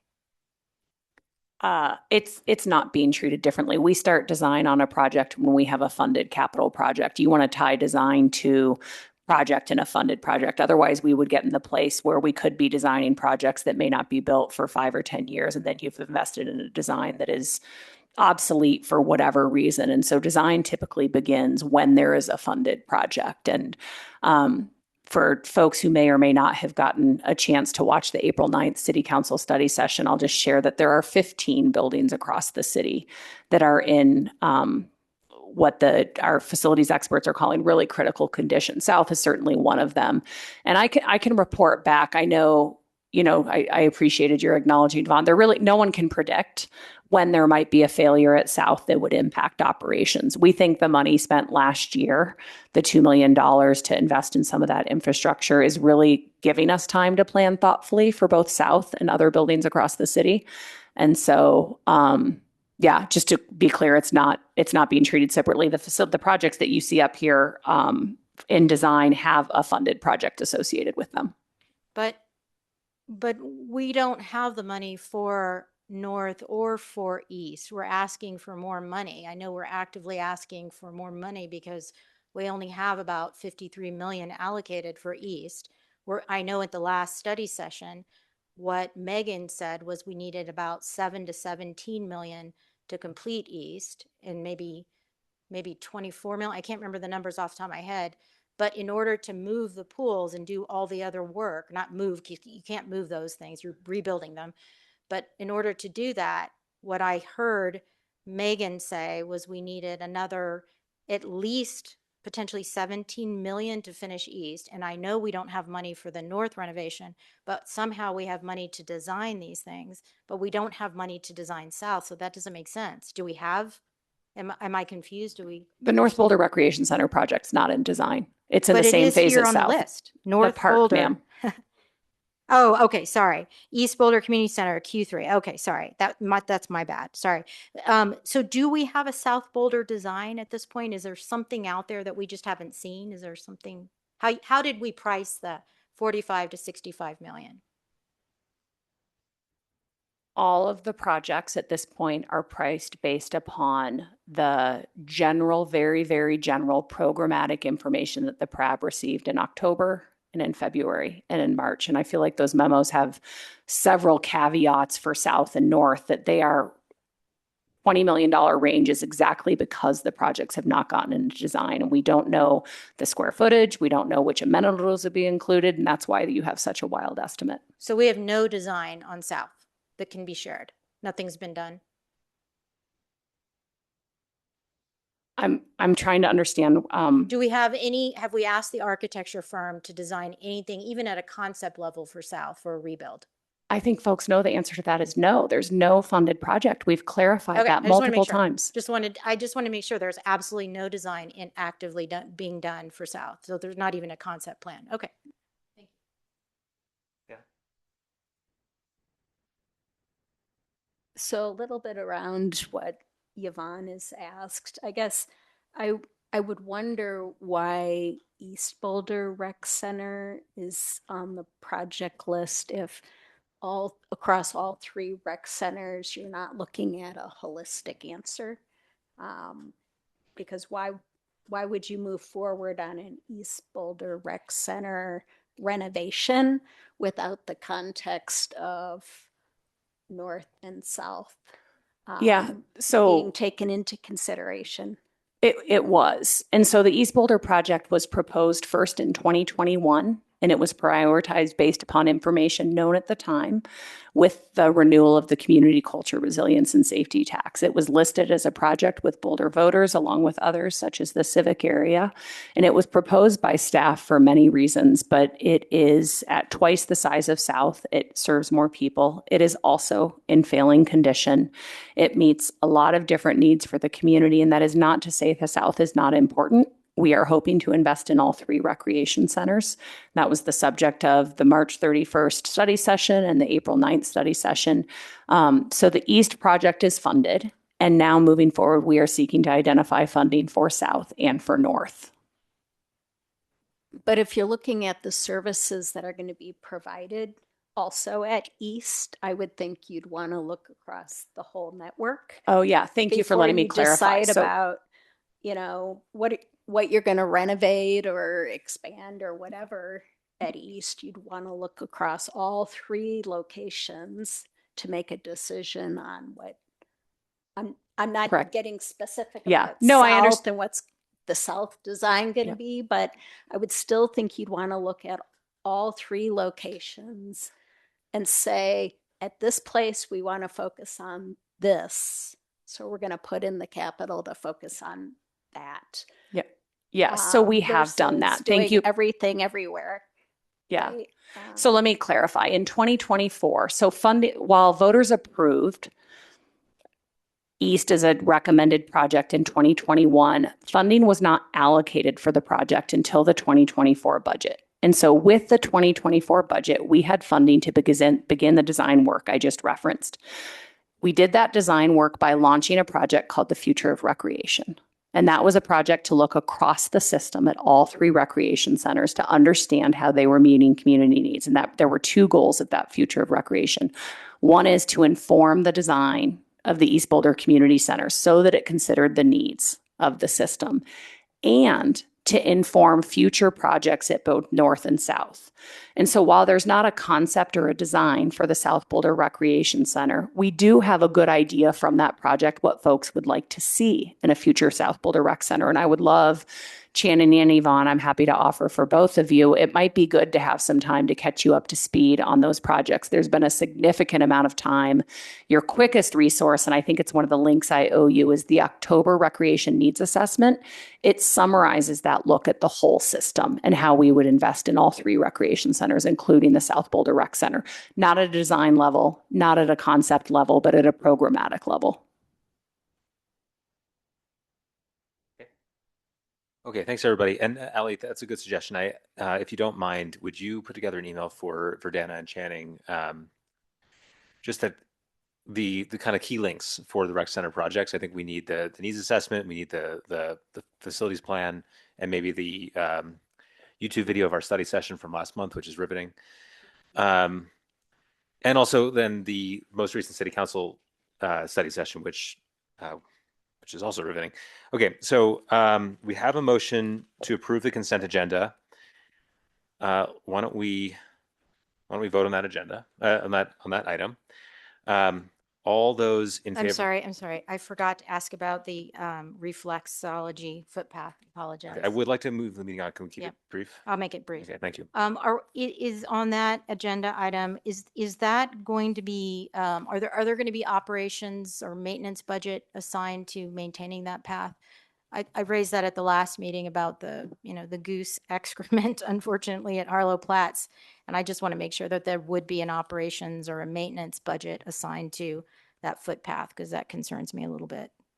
Yeah, I think the item calls out any fundraise proposal project similar to, I'll just call out for you folks. We get ideas often from folks who want to use public land for things. And we have a fairly rigorous project process, which you're learning about with this Botanic Gardens proposal.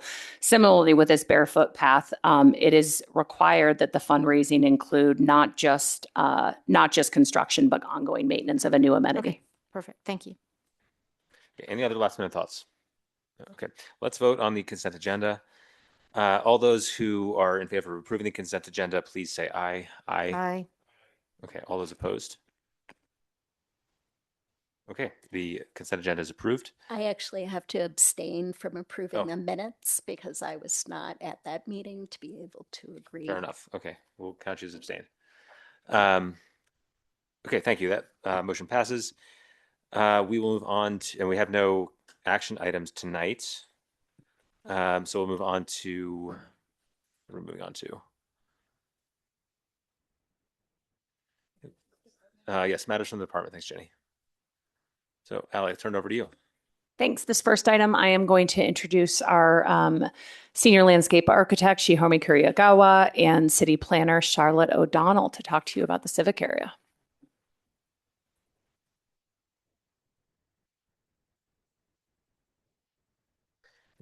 Just for PRAB members, I think we'll take a very quick break after this item.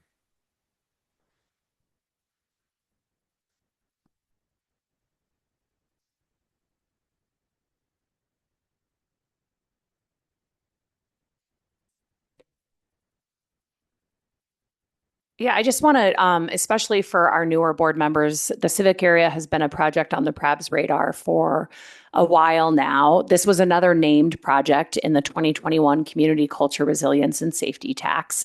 And this project's been advanced for several reasons. One, it is this park. So the civic area is the downtown park that is between 9th and 14th and Arapahoe and Canyon. It is one of our oldest parks and has some of our oldest infrastructure. It is highly susceptible to the incredible use we get being in a downtown location, from festivals, from proximity to downtown. And so the irrigation, many of the amenities, they are not functioning the way they could be, nor is the design really fostering economic vitality in the way that we know a downtown park can. With more than half of our revenues coming from sales tax, supporting the vibrancy of a downtown park has been shown to have, in big downtowns, 7-to-1 returns. We don't have that kind of density, but we can expect to see a return on this investment in the civic area. And I'm really grateful for the work of this team. I'm grateful for volunteers who help at our Wild Woods Nature pop-up, including board member Mike. And I'm really glad to have the team here to just give you a brief update on the project and talk about the naming. Again, as I mentioned earlier, we're teeing this up briefly with a process overview because it's going to come back to you in May and June to consider a name. That's one of the items the PRAB has purview over. Good evening, PRAB. I'm glad to be here again. I'm Shihomi Kuriagawa, and I am with the Parks Department and the Civic Area Project Manager. I've seen you over several years now, and welcome to the new board members. So excited to get you up to speed on this project. I'll be doing the general update and overview of where we're at with this project. We'll be doing an inform on project updates. We'll also consult PRAB on the renaming process, like Ali mentioned. So we'll get to questions after the slideshow, but for consideration, does PRAB have feedback or questions on the renaming process itself? And then do you have feedback or questions on names that came out of our process that we'll walk you through tonight? So for the civic area, we have some key themes that this project supports. Of course, it works with our SER framework from the city of Boulder, but also Boulder Valley Comp Plan, as well as our BPR system plan. And so the community health and wellness, youth engagement and activity, and building community and relationships are some of key themes and goals from our system plan that this project supports. We've done a very robust deep dive on equity and engagement, and that has a big component of youth engagement, teens and actually all ages of youth. Community building, we're really trying to provide unity and a safe place. Comments earlier this evening, this place needs to be invested in multiple ways and worked on in multiple ways to provide safety and a vibrant space in our downtown. So just as a refresh, this is the overall concept plan that we've been working with the community over the past 2 years. So really Civic Area has been in planning for 10, and this plan you see here has been approved and supported by the community over the last 2. We've just gone to council and gotten support for this plan. So what you see here is taking a whole planning vision and working on design with the community. And what you see in the boundary in pink, as well as the hotspots in pink, is what will be currently funded by council approved budget. So we have designed and planned the whole of Civic Area, and phase 2 for construction will implement only what you see here in the pink boundary. And so that's how we kind of do budget setting, cost analysis, and what's possible for construction in the next coming years. That will include park updates to what you know as Central Park, so the area around the band shell. It will include farmers market improvements, so excited to support the farmers market and expand the festival street for all events, really. And then also signage and wayfinding throughout the entirety of the park. And then lastly for our updates is where we're at in the schedule. So that star you see is us moving into design development. So as a recap, we've spent a lot of time 4 windows with community, several board meetings, and just working with collective Boulder population to make sure that Civic Area has what people need in it. So we heard a lot about park amenity, access to the creek, safety, and just general more vibrancy downtown. So we're moving now into technical design, where our design team will have kind of a myriad of experts to work on how we get things built. And in 2027 to 2028, we hope to have construction start for that area in pink. So again, the majority of the area being around Central Park, Broadway to 13th Street, Arapahoe to Canyon. Part of that process was renaming. And so the renaming takes a really big form and shape in the park to get community involved in a new name. Civic Area was something that didn't really stick with community members is what we heard. And so we wanted to get the community involved in that. So part of that process, I'll hand over to Charlotte, who has led that effort. And yeah, take it away. Great. Yeah, thank you. Glad to be here tonight. My name is Charlotte O'Donnell, and I'm a city planner with the Boulder Parks and Recreation Department, supporting Shahomi and the team on this. And Shahomi touched a little bit on these goals and the purposes of renaming, responsive to what we've heard through the last 2.5-year engagement process, focused a lot on design, but also understanding that there wasn't a sense of place or identity across this park. There wasn't necessarily one theme that could unify the design elements, especially as we look towards signage and wayfinding. Doesn't currently exist in the space in that way. We also heard the importance of the stories of the area, the history, and bringing to light the community values, and think that naming is an excellent way to do so. and the importance of centering youth voice. So you saw that as one of the key themes we're advancing through this work. That's important to our department plan. And working a lot with teens, and I'll talk more about the process on the next slide.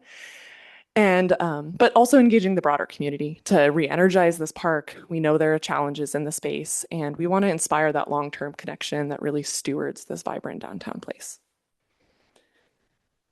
So part of this naming work echoes maybe what some of you heard from Primos and other parks that have been renamed or that we've discussed in past years, stemming from work from the CU partnership we had in 2020 with the history department to actually look at the names across our system and learn more about that. And so that information is linked in your memo. Then our history staff during this project was able to take a deep dive on what have we called this specific area. And so that's this quick timeline, again, also in your memo if you want to zoom in at all, to the names that we know that this space has carried. And so you'll see from Settlers, Smith Grove, up through the railroad uses, Central Park, and the design that Olmsted Jr. did for the space, as well as then in more recent years, Civic Center and then Civic Area as of 2012. But again, not a name that we heard people understanding, remembering, or using within our community. We encountered a lot of confusion. So this is the process specifically around renaming that we've been embarking on, and starting in your packets last fall, you've seen this very same, either in bullet points or in paragraph form, you've seen this same timeline. So still on track, still the same steps we've been talking to you about all along. We're about halfway through here in April at community-wide online voting for the feedback. And where we've been is in March, we advanced the top names that in February, our youth helped us brainstorm. So we worked with teens from Boulder High, and if our video works tonight, you'll hear from them directly. Otherwise, that link is in your memo. We also worked with students at Whittier to get feedback on the name ideas with CU students, as well as collecting other names during the last 2.5 years that we've heard from community members time and time again, either that they use for the space or they would like to use from the space. So going forward, as several folks tonight have mentioned, in May, we would bring the recommended name to PRAB as a discussion item, and then in June as an action item. This is something that PRAB has authority over, is park naming, as long as it's not after an individual organization, which is currently the case with this recommendation. And we hope to celebrate in the fall this kickoff of a new identity and helping the space regain some of that vibrancy we all want to have it to have. There we go. Okay. So a couple snapshots into the process. These are teens as part of Boulder High's Zonta Club. So they're a community service oriented club and women empowerment club. We've worked with them actually over the past 2.5 years. So they were deeply aware of the project and have been with us every step of the way through design, as well as some new, of course, freshmen and sophomores entering this year. And some of these words and then the collage, you can see that some of the students created about what they love about the space, what they want to see more of in the space.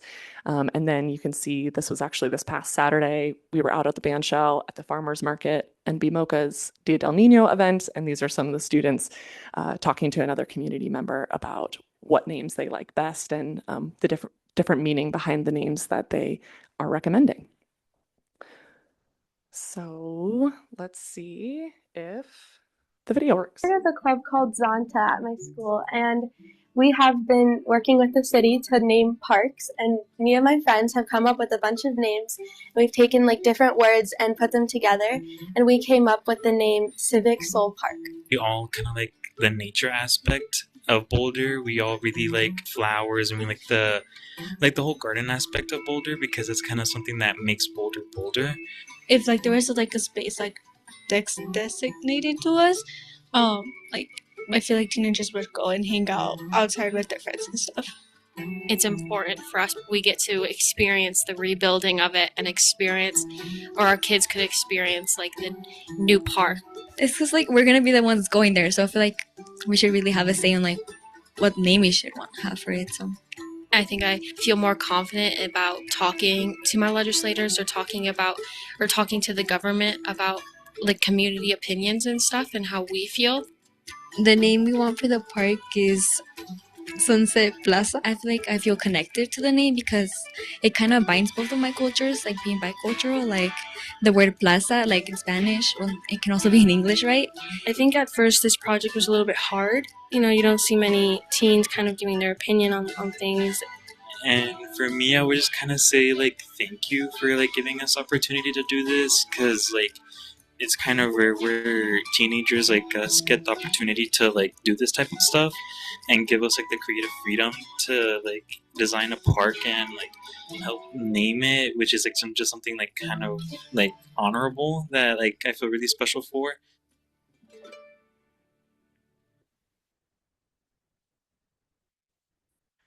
So you heard them mention a couple of their name ideas, and we'll start with those, and then also have the other name ideas I mentioned from CU and from other community members. So I'll run through them really quickly, and you'll see at the end all 8 names that currently community members can weigh in online, and I'll include the link at the end, also in your memo. So please spread the word, or if you have not had a chance to weigh in yet, please do. We're also collecting other names. So if there's something else that you're not seeing on this list, that's an option as well. So we want to make sure the whole community is represented, although we've had a chance to really get to connect with these teens and appreciate their leadership. So without further ado, maybe you've seen online already, but one of the name ideas is Creekside Park. Another is Hart Park, Civic Soul Park, Sunset Plaza, Populous Park, Peace Park, Boulder Central Park, and Boulder Creek Park. So there are those 8 names. So yes, as I mentioned already, online feedback is currently open through May 4th. So a full another week. We'd love to collect more responses. We've collected about 600 at this point. And we'll see you back here in May and June with the final recommendation. So here are those questions again, and I'll turn it back to you, Mr. Chair. So I'm curious, you showed that Central Park is meant like was a green dot going through there even when it was called Civic Area. So I just wonder what the communication plan is around this part. Used to be called Central Park. Now we have this bigger area that's going to be called something. Does the Central Park name remain, or how does all that work? Yeah, we're working through that right now with the process. We're hoping that the names that you just saw here, the 8 names, will be the unifier for the entire park. And so that would mean that the smaller Central Park name either gets renamed into the entire park name, and or we're also going through the exploration of maybe it's something that's more informal, that each space has its own name. So we got a lot of options for names that are around the band shell compared to the creek or specific gardens. So that is an option too, to have an informal name for a space.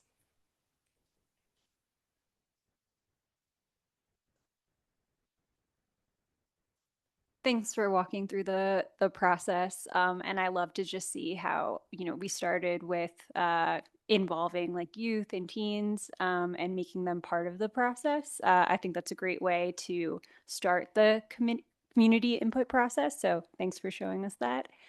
I just have a question. So will you come back with one recommendation for a name, and then what should our discussion be around? Should it be about whether we want to improve that name or not, or will there be multiple options for us to discuss? Thank you for asking that. Yes, to clarify, usually how we run this process with PRAB based on the policy is coming with just one recommendation. And then if there are concerns, red flags, fatal flaws, we're open to that feedback or small changes that are needed. But we usually like to take the community recommendation forward. So that's our intention.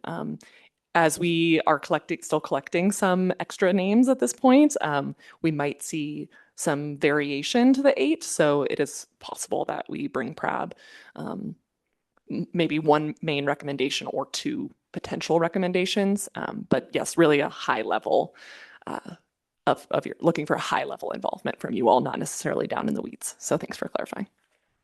Sounds great. Yeah, I guess we just got to get that survey out there. I mean, I already filled it out, but hopefully we can get some more people to vote on which names they like. Thank you. I have two questions, I guess. You mentioned that there was this engagement with a lot of teens and some other community members. Were they the same community members or similar community members who did not or recognized that the term civic area referred to this particular space? Because it seems to me like that's what drove the need to find a name for it. Most community members who do not use the term civic or do not use the term civic area and don't understand what it refers to, hence the need to rename it. Yeah, I would say so. That's a theme that we've heard throughout engagement. So, not one specific group, not just teens, not just one specific event. It's something we've heard time and time again from community members. Even this weekend, being out there, folks were saying, "What are we voting on renaming? What even is civic area?" So, it's an overarching theme, not just one group of people, but certainly something that. Yeah, we have heard from teens, and then other name suggestions that we've heard from community members definitely were often in response to that. Oh, I don't call it that, I call it this, or I would like to see it called this. But yeah, not just one specific group. Okay, and then my next question is, from this chart on page 21, it seems like the civic area became the name in 2012. Was it specifically renamed, or did it just lose its name, or how did it achieve that status? Yeah, it was renamed as part of the phase 1 process, is my understanding. Okay, and was the same process used, community engagement and stuff like that, I don't believe there was as robust community engagement at the time, and certainly not the same process that was teen-led. So this is definitely a different approach. Can I sneak one more in? So how does this naming impact, or does it impact at all, the ongoing RFI process, the potential that there may be some developments that may inform a name or require a different name or something of that sort? Yeah, that's a good question. So it's actually very similar to the question about Central Park being renamed. What we are doing as a separate tract and a separate process is working on what we call the East Bookend. So that's an informal name in the area that the RFP will go out for, developer partnership. So we will remain using the East Bookend name, and it's a component of the full total area. So there would be some clarifying, but we're not going to rename necessarily the portion of the project that we're working on an RFP for developer partnership. So if say, for example, we do land on like Boulder Central Park for the name, then that will remain despite what transpires with the RFI and RFP? Yeah, I think there would just be some clarifying language in the RFP, formerly known as civic area. Okay, thank you. And I want to just flag, Mike, I should have called out during future board items. You had requested at last month's meeting if the PRAB could have an update on that East Bookend partnership and RFI, and that is calendared for your June meeting. And that is perfectly timed before a July City Council conversation.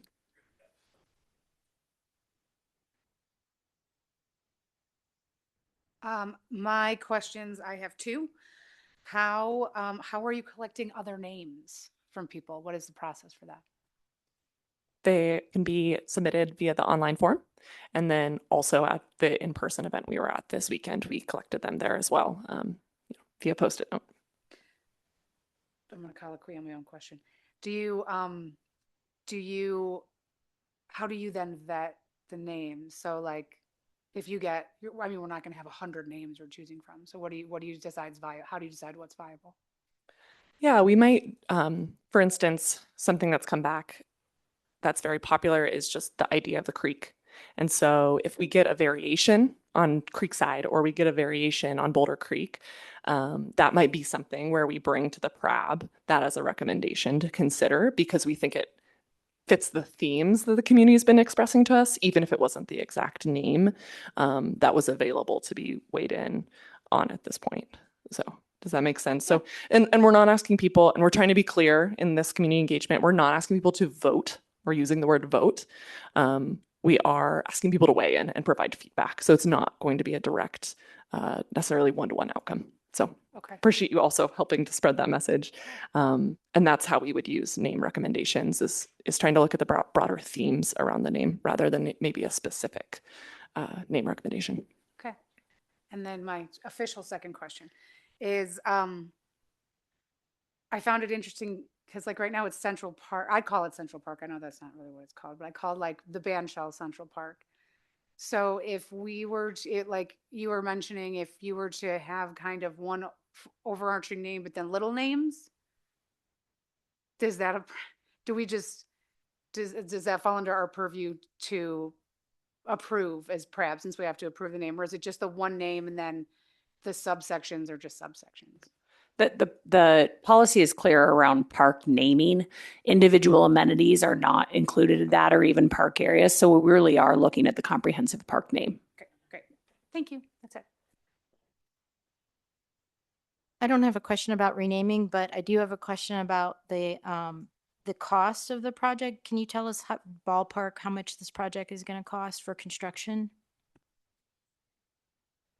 City Council allocated $18 million for this project with the 24 budget, but it's spread out over several years based on design and then when construction actually happens.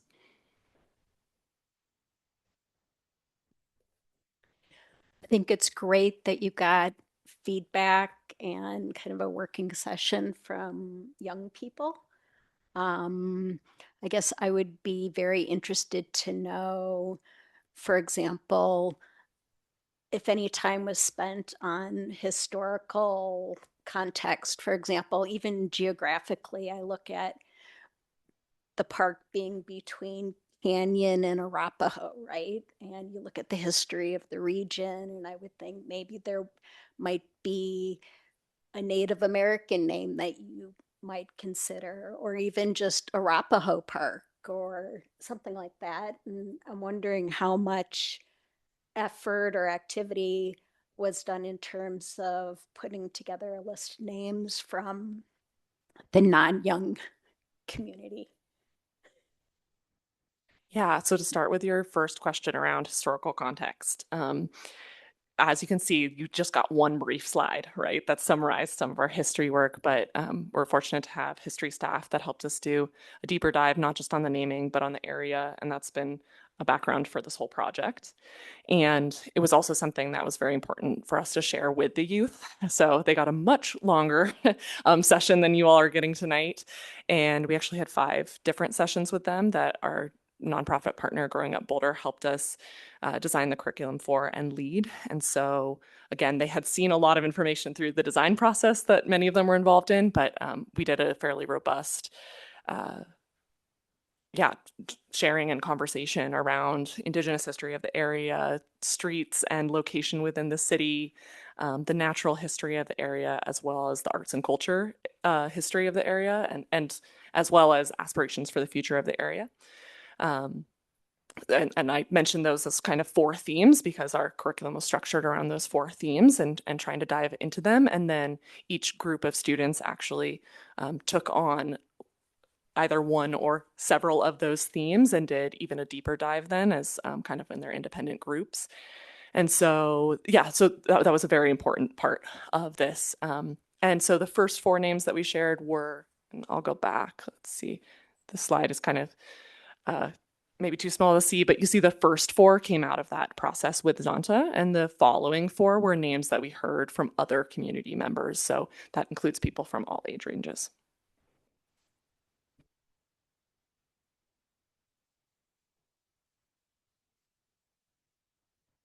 Thank you both. I will just thank you also for including the discourse about Mustard's last stand. I know we're all very concerned about hot dogs. I appreciate you bringing some clarity to that situation. Okay, unless anyone else has anything else on this item, we'll go ahead, Jenny. Since you brought up Mustards, that it says in the thing in the packet that in the section that Mustards, that building was the reason why it's being demolished is because it's in a high hazard floodplain. Was it when it was built? Was it in a high hazard floodplain? So those buildings, and the exact year of construction, I don't know off the top of my head. Shihomi, I don't know if you do. It was, yes, it was before Boulder created the designation of a high hazard flood zone. And so, and I don't know the exact year of that designation either. I believe it's since the 80s and when the floodplain protection really work began in earnest. Anyone else? Okay, let's take a break until 8:14. We have a lot to cover still, so let's please make it at 8:14 sharp.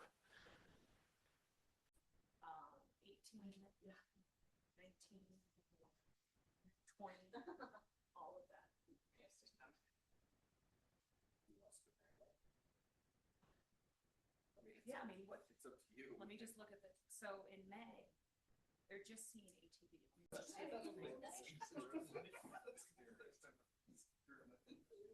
So we're gonna pull up. I'm gonna go.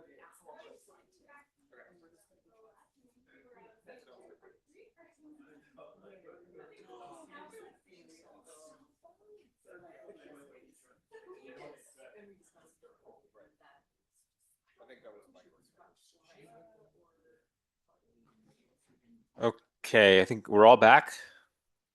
So the next item on our agenda is budget, and this item was intended to be and is a bit of an orientation for Channing and Dana. It's also a refresher for all of the rest of us, but approving the budget is one of the, if not the most important thing that we do here.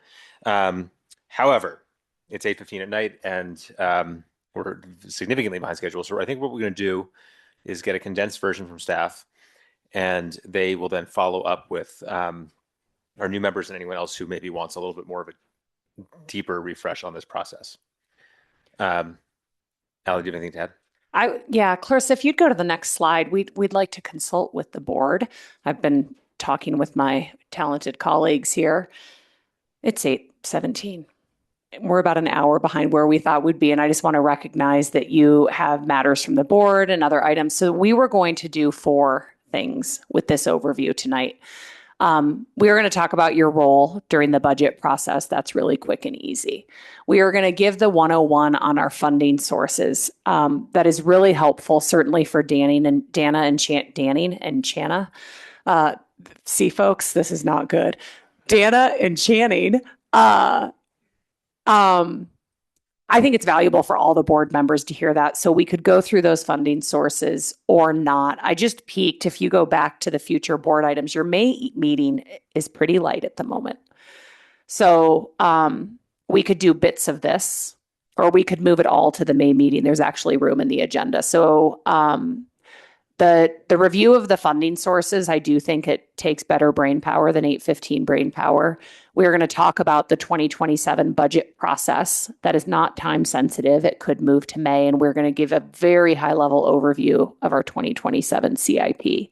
For our needs, all of that can move to May, and it actually looks like it can fit in the agenda. And in the meantime, we could still do a deeper 101 with Channing and Dana. I have to look at your name tags now to not do it again. But we would like your feedback. We're here to support. We can do the material we have planned, or we can modify. So you're proposing to move all this to May? I think your May agenda can support just moving it all. If you wanted to do any part of it, just introducing your role and our funding sources, we could do that. And then May would be just the 27 budget process and CIP. So that might be a way to do a little bit of both. Okay. What does everyone think? Dana? I'm a finance person, so. This is very exciting. That's why you came here tonight. Okay. Yvonne?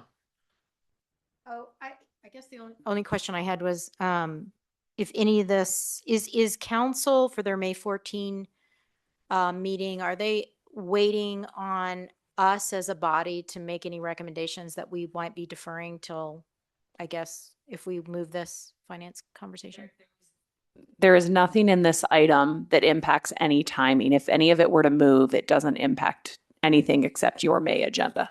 So council's not waiting for us on any recommendations for their May 14? They are not. discussion? Okay. I mean, I think I would like to do just a quick 10-minute overview of the revenue sources and maybe just a little bit on SIP. I think that would be helpful for tonight. That's just my opinion. Michael, what's your opinion? Yeah, I'm fine if we do something short and sweet, so. I think it might be best to move to May. Just as soon as we start talking about the funding sources, a lot of questions come up. It's actually very complicated. It probably deserves a little bit more time. Shannon, do you have any thoughts?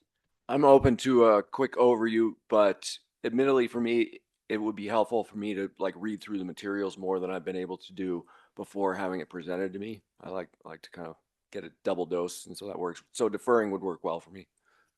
Okay, so we're all over the place. What I would like to propose is that we get the review of our role in this process, as well, including the timeline, and maybe we defer the rest of it to May.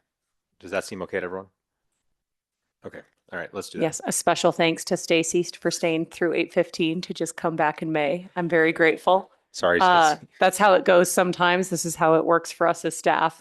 So let's start with this intro, and just I want to we've all heard the quotes about it, a budget being an embodiment of our values. And after over a decade of forecasting a gap between revenues and expenses, with the 2027 budget, we will certainly be discussing prioritization and shifts in funding to ensure we are meeting the most important community needs. And we know this will not be easy for two key reasons.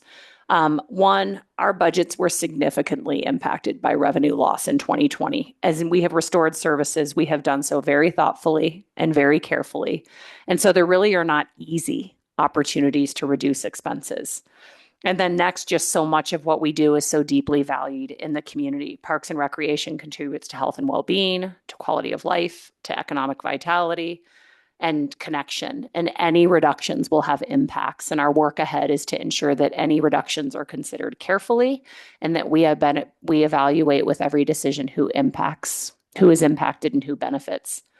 The 2022 BPR plan, I know Dana already has her paper copy, and Channing, I'll get you one. It is an incredible compass for the work ahead. It included significant community engagement. It was unanimously supported by not only this body, but by the planning board and by city council.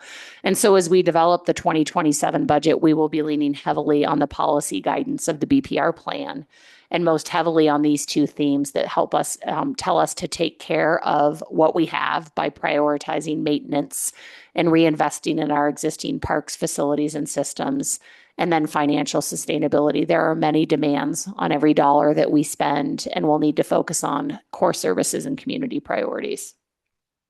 And so the PRAB's role in budget development, the charter outlines this very specifically. So you have mandated responsibilities that are highlighted or indicated by the shall. So that means just in your head here, must. The PRAB must make recommendations to council concerning any expenditure or appropriation from the Permanent Parks and Recreation Fund. That's one of the funds you're going to learn about in May. So any dollar we spend from that, the budget from that, you actually have to approve. You also are required to make a recommendation to City Council regarding the city manager's recommended budget. That gets released in September. Now, as it relates to your advisory role, that's anywhere the charter says may. And that means you can, but you don't have to. And this is where, at the request of the department, you may provide recommendations on other matters. And so we do consult you as we develop the budget on fees, on service levels, on shifts on funding. We really appreciate the advisory input that the PRAB provides. And so if you go to the next slide, this is your preview. At the September PRAB meeting, you will have reviewed the city manager's recommended budget that is typically shared with the entire community at the end of August. And you, along with other boards, will be reviewing it. And you'll see three motions. One, to recommend the 2027 city manager's recommended budget for Parks and Recreation. It says X million because we don't know the number yet, but in September we sure will. You'll make a motion to approve the 2027 expenditures from the Permanent Parks and Recreation Fund. That's that shall. And then you'll also have a motion to recommend the 2027 through 2032 Parks and Recreation Capital Improvement Plan program to the Planning Board and City Council. So every month between now and then, we'll be walking through a process to get you through that. And I heard a request. Clarissa, if you would jump to slide 15. This is your preview for what's coming in May. Go back one. Nope, you were right. You're getting there. 15.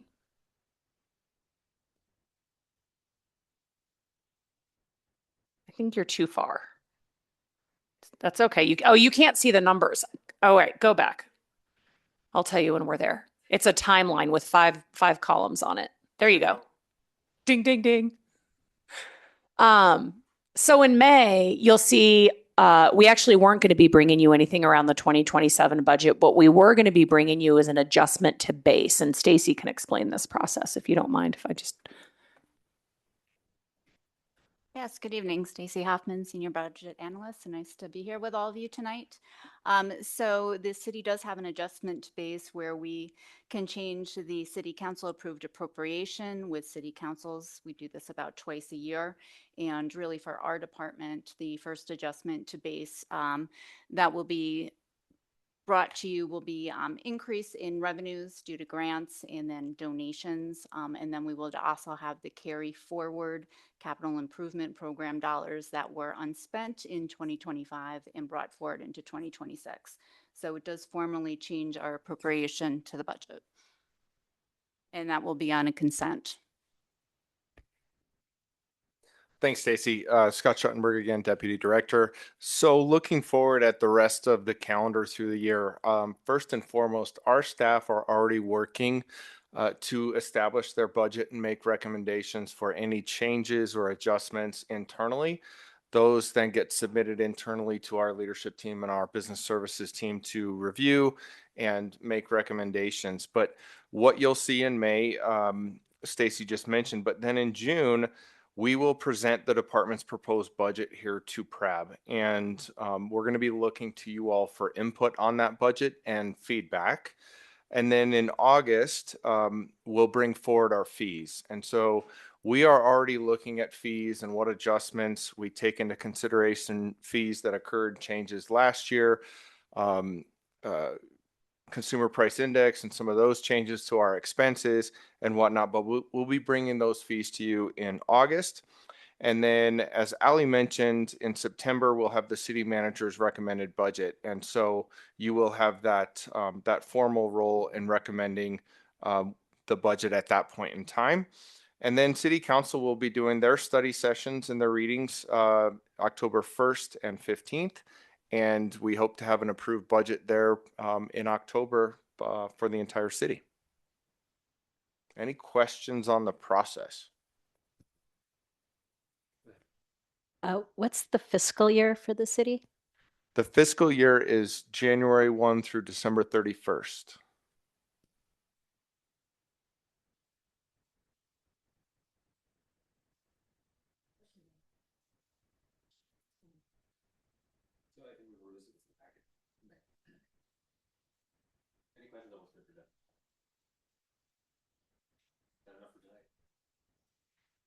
Yeah, I'll just add, you did receive a handout. This is something that we will be going over in May. So this is part of helping inform the PRAB a little bit better about all of our funding sources. So it was included to your packet. We'll bring back a copy for you so that you have it. It's just a nice reference guide as we are going through each of our funding.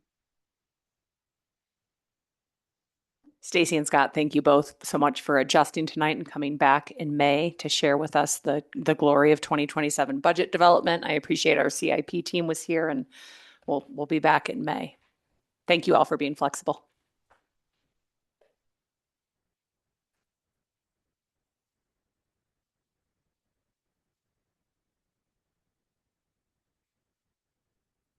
Okay, so we will then move on to matters from the board. Thank you, Jenny, for bringing this more robust handout. This portion of the meeting is for members of the board to report on PRAB's annual work plan goal for each member. We have an informal goal of attending 2 or more parks and recreation related community activities per month, promoting parks and recreation through social media if you use social media, attending site tours, and supporting the department's partnership initiatives. Tonight, we have a couple of meetings, or we have one item on the agenda, which is the proposed changes to our public participation rules. Has everyone had a chance to look at the proposals in the packet? Yeah. Okay, that is on page 41, it looks like.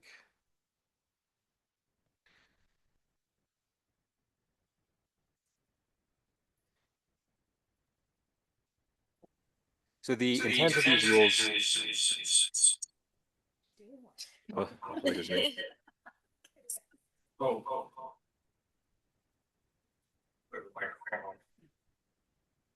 That's been on all night. How about now? No, it's still. Yeah. Is it? Yeah. Okay.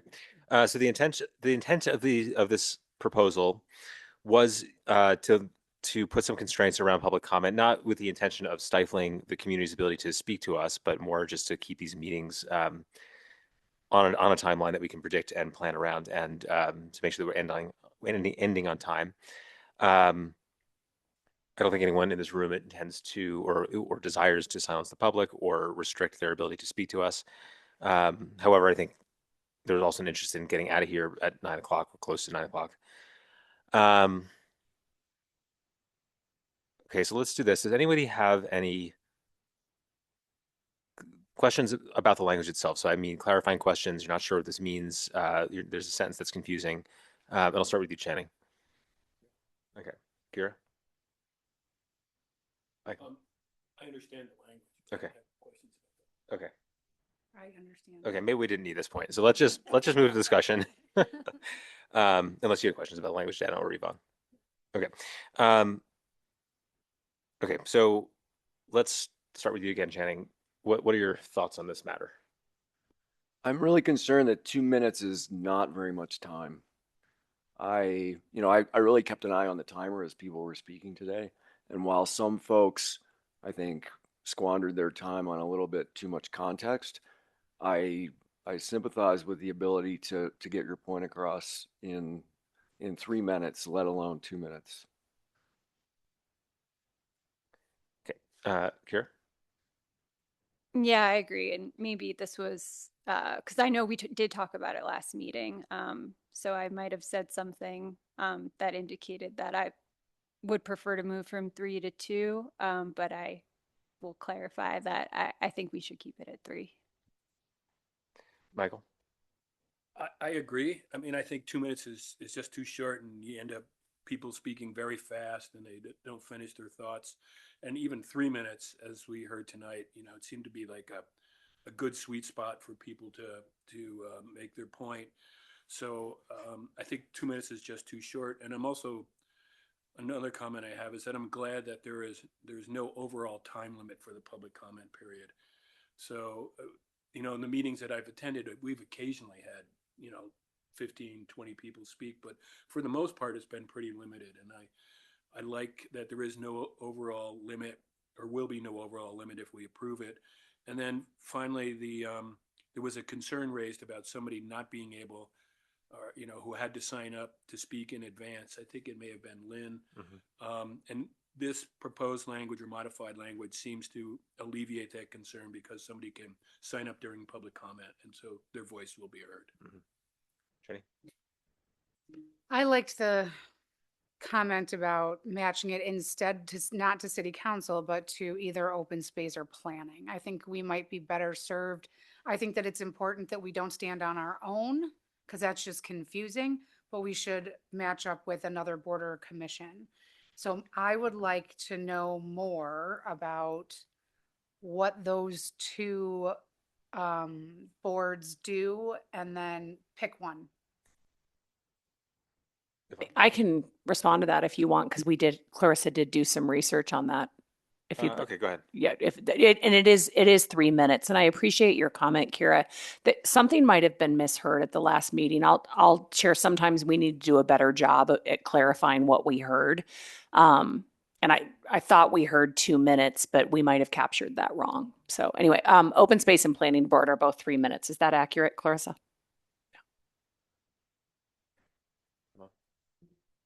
I guess I just don't understand the problem we're trying to solve because we've never, at least not while I've been on the board, we've never had, major comments where we just we didn't have enough time. So I if think we don't have a process at all. Oh, okay. If that's just if having a process, then I would want to keep it at least at 3 minutes. So I would tend to disagree with the 2-minute time frame. I think it really is too short. I think we also want to encourage members of the community to be succinct and get to the point. I think 3 minutes is good in that regard, and that there is a need to transparently put forward a limit. Otherwise, people will go on forever. I also very much appreciated the opportunity we were able to give Lynn to speak, even though somehow things slipped through the cracks, and to actually give the opportunity to members who have come here in person to be able to speak up for their 3-minute period is a very good thing to have. It shows people we care about what they have to say without undue burden. And I really appreciated that we could do that this evening for something that clearly slipped through the cracks in terms of not getting an email or whatever. Okay, so it sounds like there's consensus around adopting rules with the time limit for individual speakers at 3 minutes. I believe that we need, this is an update to our handbook. So we need to formally vote on this. Is there anything I'm missing? Clarissa, can you check the process? I think you all were to review the language, and then it needs to go to the city attorney's office to review, and then you would vote in May. Is that correct on process? Yes, and I did just want to point out that the current language states that speakers must sign up to speak before the meeting in advance, but in practice, we let them sign up in person during the meeting. And so that alone at least needs to be updated. Okay, and that is in the proposed language. It says Correct. right? That's the first sentence in the advance or proposed during. updated language. Can I just ask what the intent or how one defines in advance is, and should that be defined? Is it a piece of paper that's out by the door as somebody comes in signing up, or it has to be an email, an hour before the meeting, or 24 hours, or Currently, that it's should 4:30 p.m. the day of the meeting. We do want to update that process. That doesn't require PRAB approval, but we did mention it in the matters from the board as well to make it 12 p.m. on the same day to encourage people to sign up earlier. It aligns more with city council. Theirs actually closes the day before, and so we would still have it the day of. I want to add a little bit of a why there. The reason, and some of this has been an evolving thing since we've had hybrid meetings. So in 2020, March of 2020, and for about 2 years, we were entirely virtual. And so we had to, that's when the sign up in advance was required because there were all kinds of challenges with public comment and the Zoom era, the fully Zoom era. We're now fully hybrid, and advanced sign up is still really helpful for a couple of reasons. One, this young lady over here has to manage setting up the timer, enabling the speaker, like going back and forth between in-person and virtual. Some boards have 2 folks over there doing this. That's something actually we've looked at, and Clarissa does an amazing job by herself.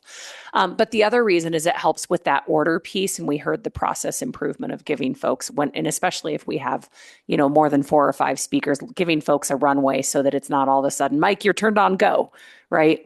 I think we heard that process improvement. I know at City Council, it's the mayor who facilitates the runway, but that's something we can talk about offline. So anyway, I just want to share the why with advanced sign up. I do think there's a both and here. Advanced sign up is great. It makes it easier to facilitate the meeting, and you don't want to create exclusivity or block access. Okay, so does anyone else have any thoughts on this proposal? I just want to make sure, is there anything in here that limits the number of people who can speak? I don't believe so. Okay. Yeah, I was thinking the people, like if there was a limitation on people, but time limit, yeah, I see that. That's, yeah. Channing? Do the changes we've talked about with regards to people being able to sign up dynamically, so to speak, does that align us with the other boards with their comment periods?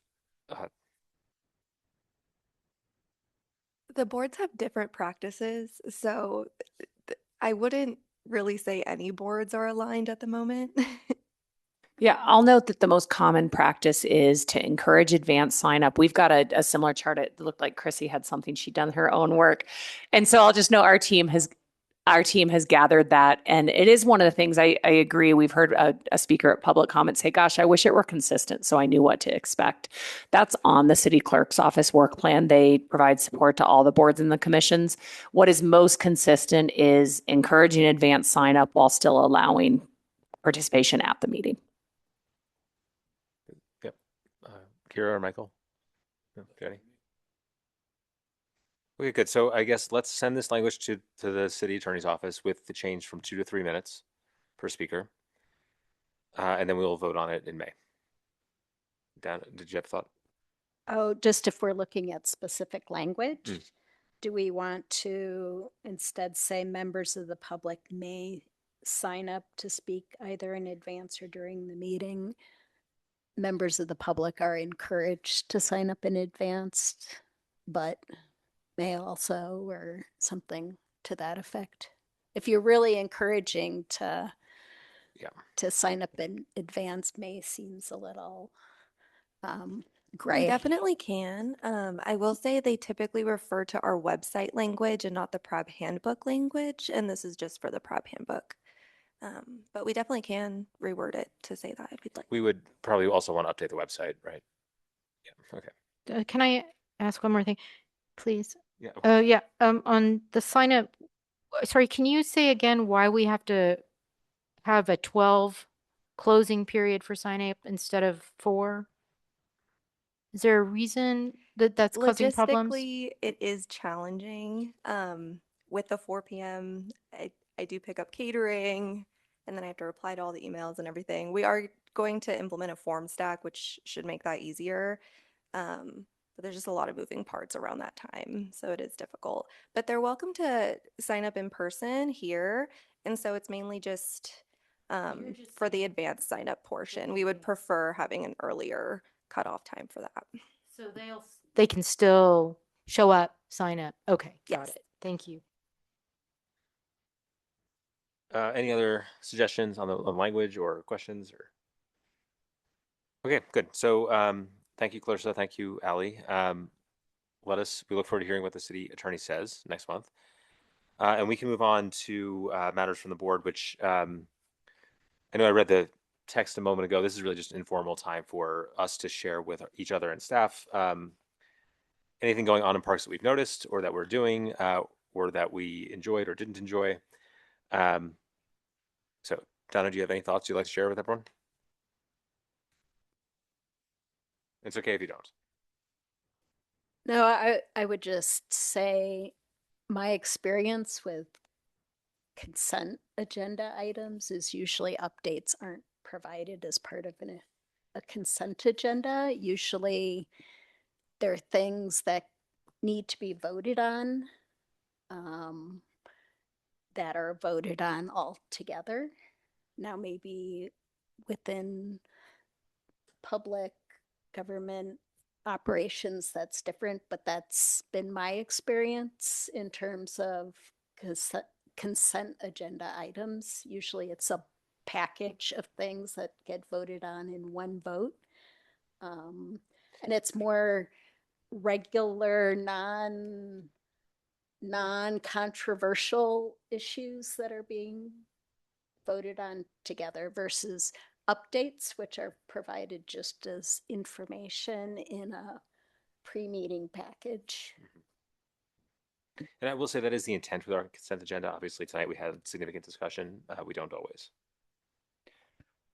But we appreciate the note on process. I was just going to add that Dana's experience aligns generally with the city. So the city council has a consent agenda every 2 weeks, and it's at their business meeting, and it is items that are seen as non-controversial, rather routine city business that they can approve in a lump sum. That doesn't mean they don't have the ability to call something up as they need to. I'll share with you, I don't know why our updates are part of the consent agenda. That's one of the things that's just not been on the list of things to change. Other departments do it, is that there's a section as, updates from the department, and it's more clear and less bureaucratic to everyone that it's actually not a consent agenda, that it requires any action. And so in a future PRAB packet update or other, it certainly could consider renaming that. It might be more clear for folks. Anything else, Dan? Yvonne? No. Okay. Yes, I have, well, I just was gonna look back. Oh, sorry. I was just gonna look back at,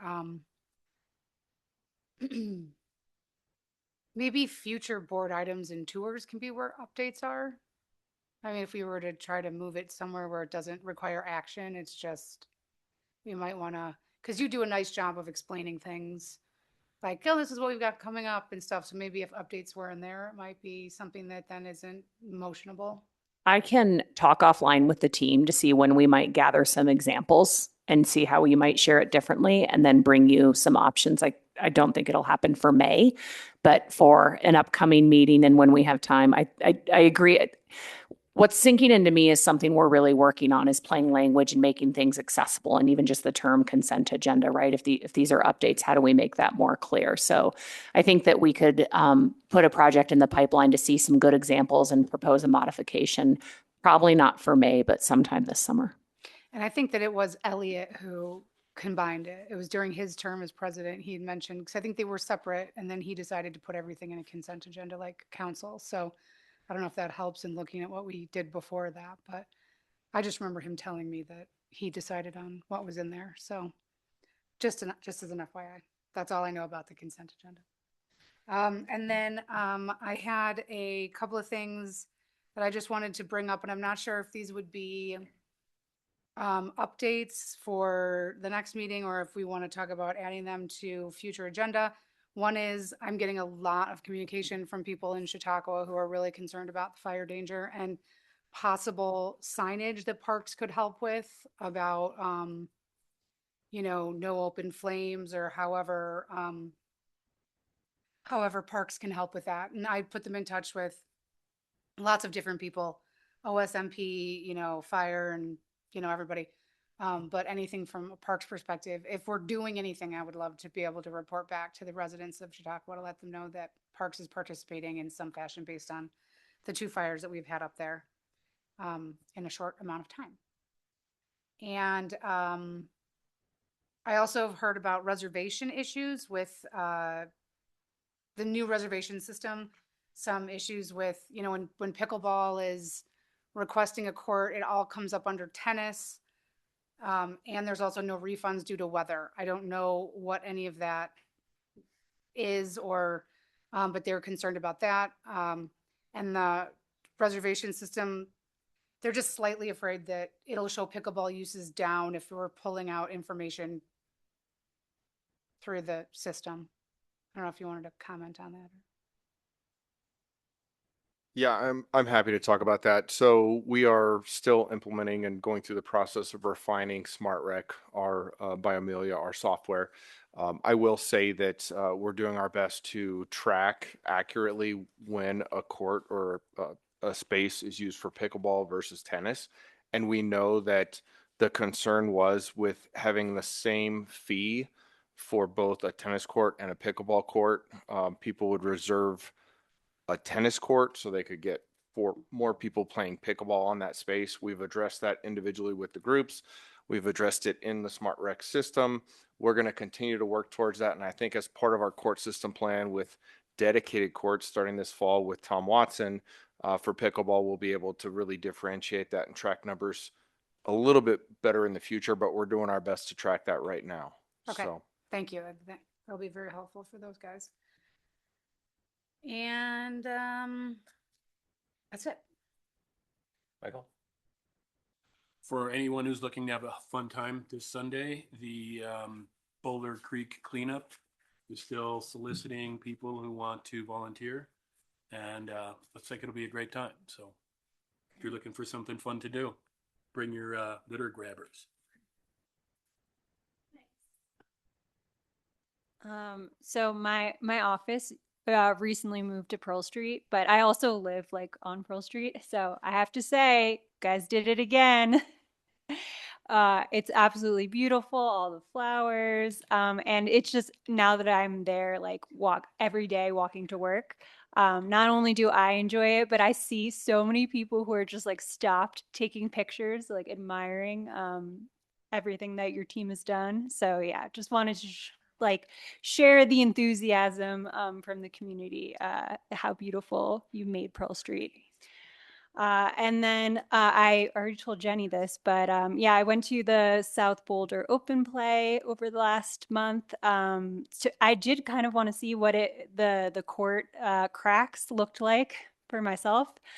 So it is true there are a lot of cracks. It is a little bit difficult there, but at the same time, we were able to play, and there wasn't any disruption to playing on those courts. So I think it's sort of both of of those situations are true. It's true that there's a lot of cracks and it does need to be resurfaced, but it's also true that you're able to play pickleball on all of those courts and have a great time. So I want to call out two things. One for Dana and Shannon, if you didn't know, the Pearl Street Mall is operated as a city park. And so that is, we have a team of master gardeners that cares for, and the tulips are about past their prime, which is abnormal and another sign of our early spring. They were amazing. And but I just want to call out, in case you all missed it, in the updates we shared, and you all have heard, folks are concerned about the condition of the courts at the South Boulder Rec Center. It is our practice now to completely tear out all of those courts that were built in the 70s and 80s on a slip sheet asphalt because it cracks. We've got clay soils. They move and we get these cracks. Our hope had been to do that at South. It doesn't make sense to right now until we have a design and fund a replacement of the South Boulder Rec Center. We don't want to spend hundreds of thousands of dollars on courts that create a constraint. And so in the meantime, we have identified funding in our asset management program, and we'll be resurfacing those court. It is a short-term fix, and I guarantee you within a year you will see cracks again. And it's the best we can do now so that we're not limiting our options for the future recreation center. I know that the public comment about the homeless situation in the park really resonated with me. And I know that a lot of it is, it's a kind of interdisciplinary area, but it would be really, with the naming thing, it would be really a shame to spend all that money on fixing up the park into what looks like a beautiful facility and then have people be afraid to use it. Yeah, I want to share with you all, and I'm not quite sure when. It'll probably be more in 2027. We are spending a lot of time on a civic area management plan, and I would expect, all of our parks are under-resourced from an operations and maintenance perspective, but the civic area, given its impact on economic vitality and in our largest downtown park, I do expect that we'll be considering ways to, through partnership, through other funding, we may have to reallocate funding, but activation and having more vibrancy in that area, that is the number one way to drive positive behavior, is through the programming. It's an area where we have continuously had decreases in fundings and special events and the things that bring that positive activity.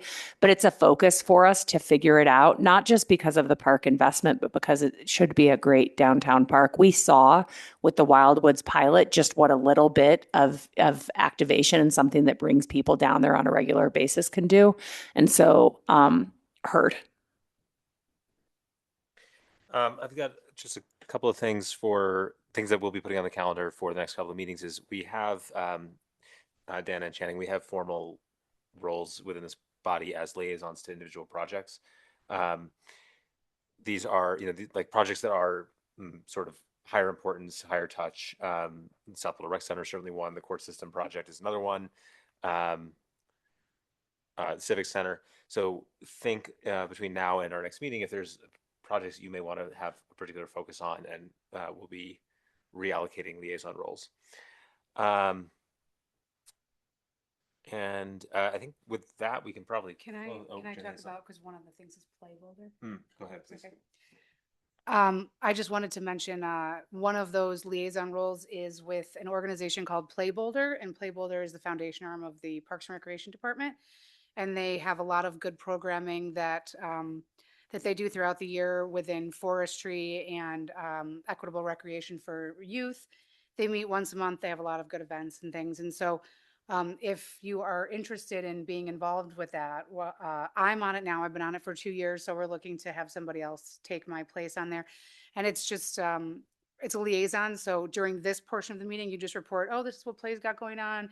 There's like a golf outing, and they have different tree planting days and things like that. So it's a really nice organization. It's run really well. It's a robust board, and I would recommend looking into that a little bit. And I'm happy to answer any questions or. Actually, I would appreciate a list of all of the liaison roles so I can see what actually is available that might fit with. Yeah, I'll my provide that to natural both of you. interest. And it's also evolving. There are projects that are coming up that may need liaisons that don't presently have one. So, Yeah, maybe a list with a Yeah. description of what it is. for sure. Yeah. Yeah. Allie, do you want I want to say we would typically review that and prepare that in advance of the meeting. And so if you all are going to calendar that for May, that list of available projects and work plan items would be shared with the May packet. Go ahead. I was wondering, do we have anyone on staff who is sort of responsible for seeking out private funding and shaping public-private partnerships or anything like that?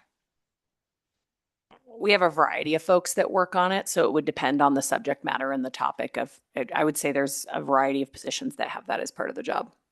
Okay. The reason I'm asking is I know because of the financial outlook, we're hoping to bring in some potential private partners for some of the work that we need to get done, whether it's new construction or renovations.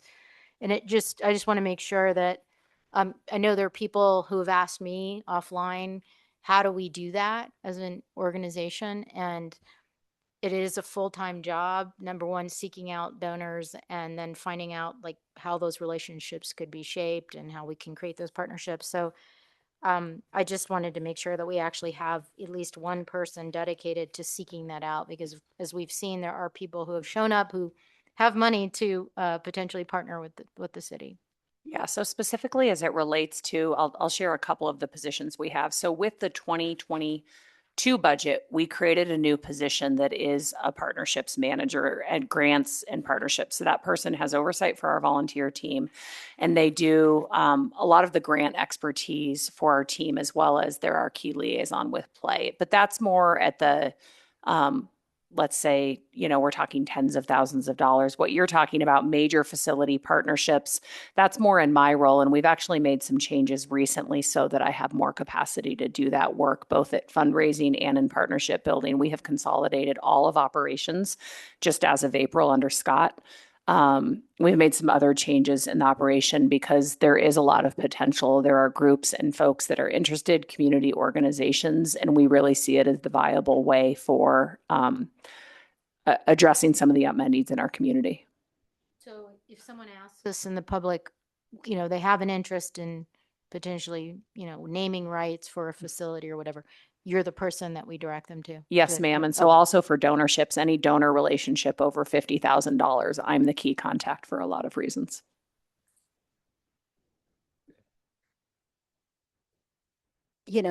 I'm even thinking smaller sponsorship arrangements. And does the city have a resource for those types of things?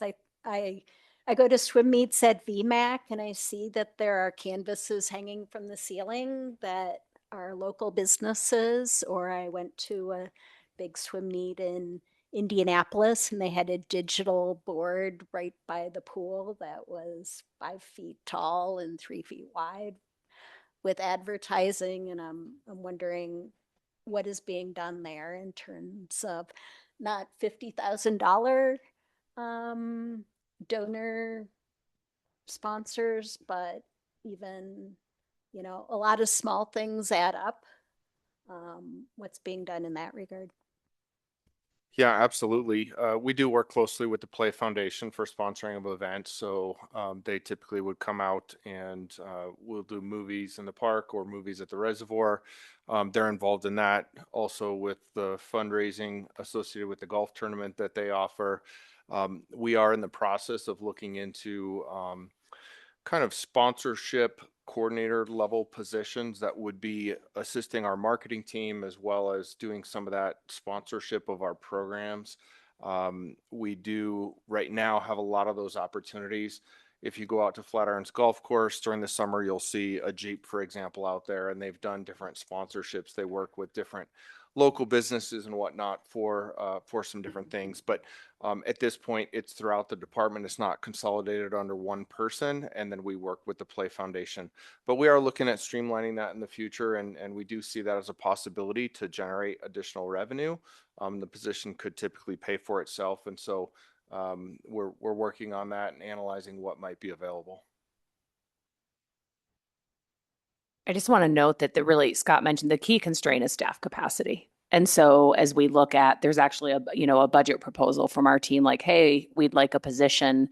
We think it could pay for itself. We don't have a lot of wiggle room for that type of a risk and financial. We're trying to figure that out, how to be entrepreneurial and not risky with tax dollars. Any other thoughts for this portion of the meeting? Okay, we can go ahead and close the meeting for tonight. Welcome, Dana and Channing. Hope you enjoyed your first meeting. And with that, we're adjourned. We'll see you next month.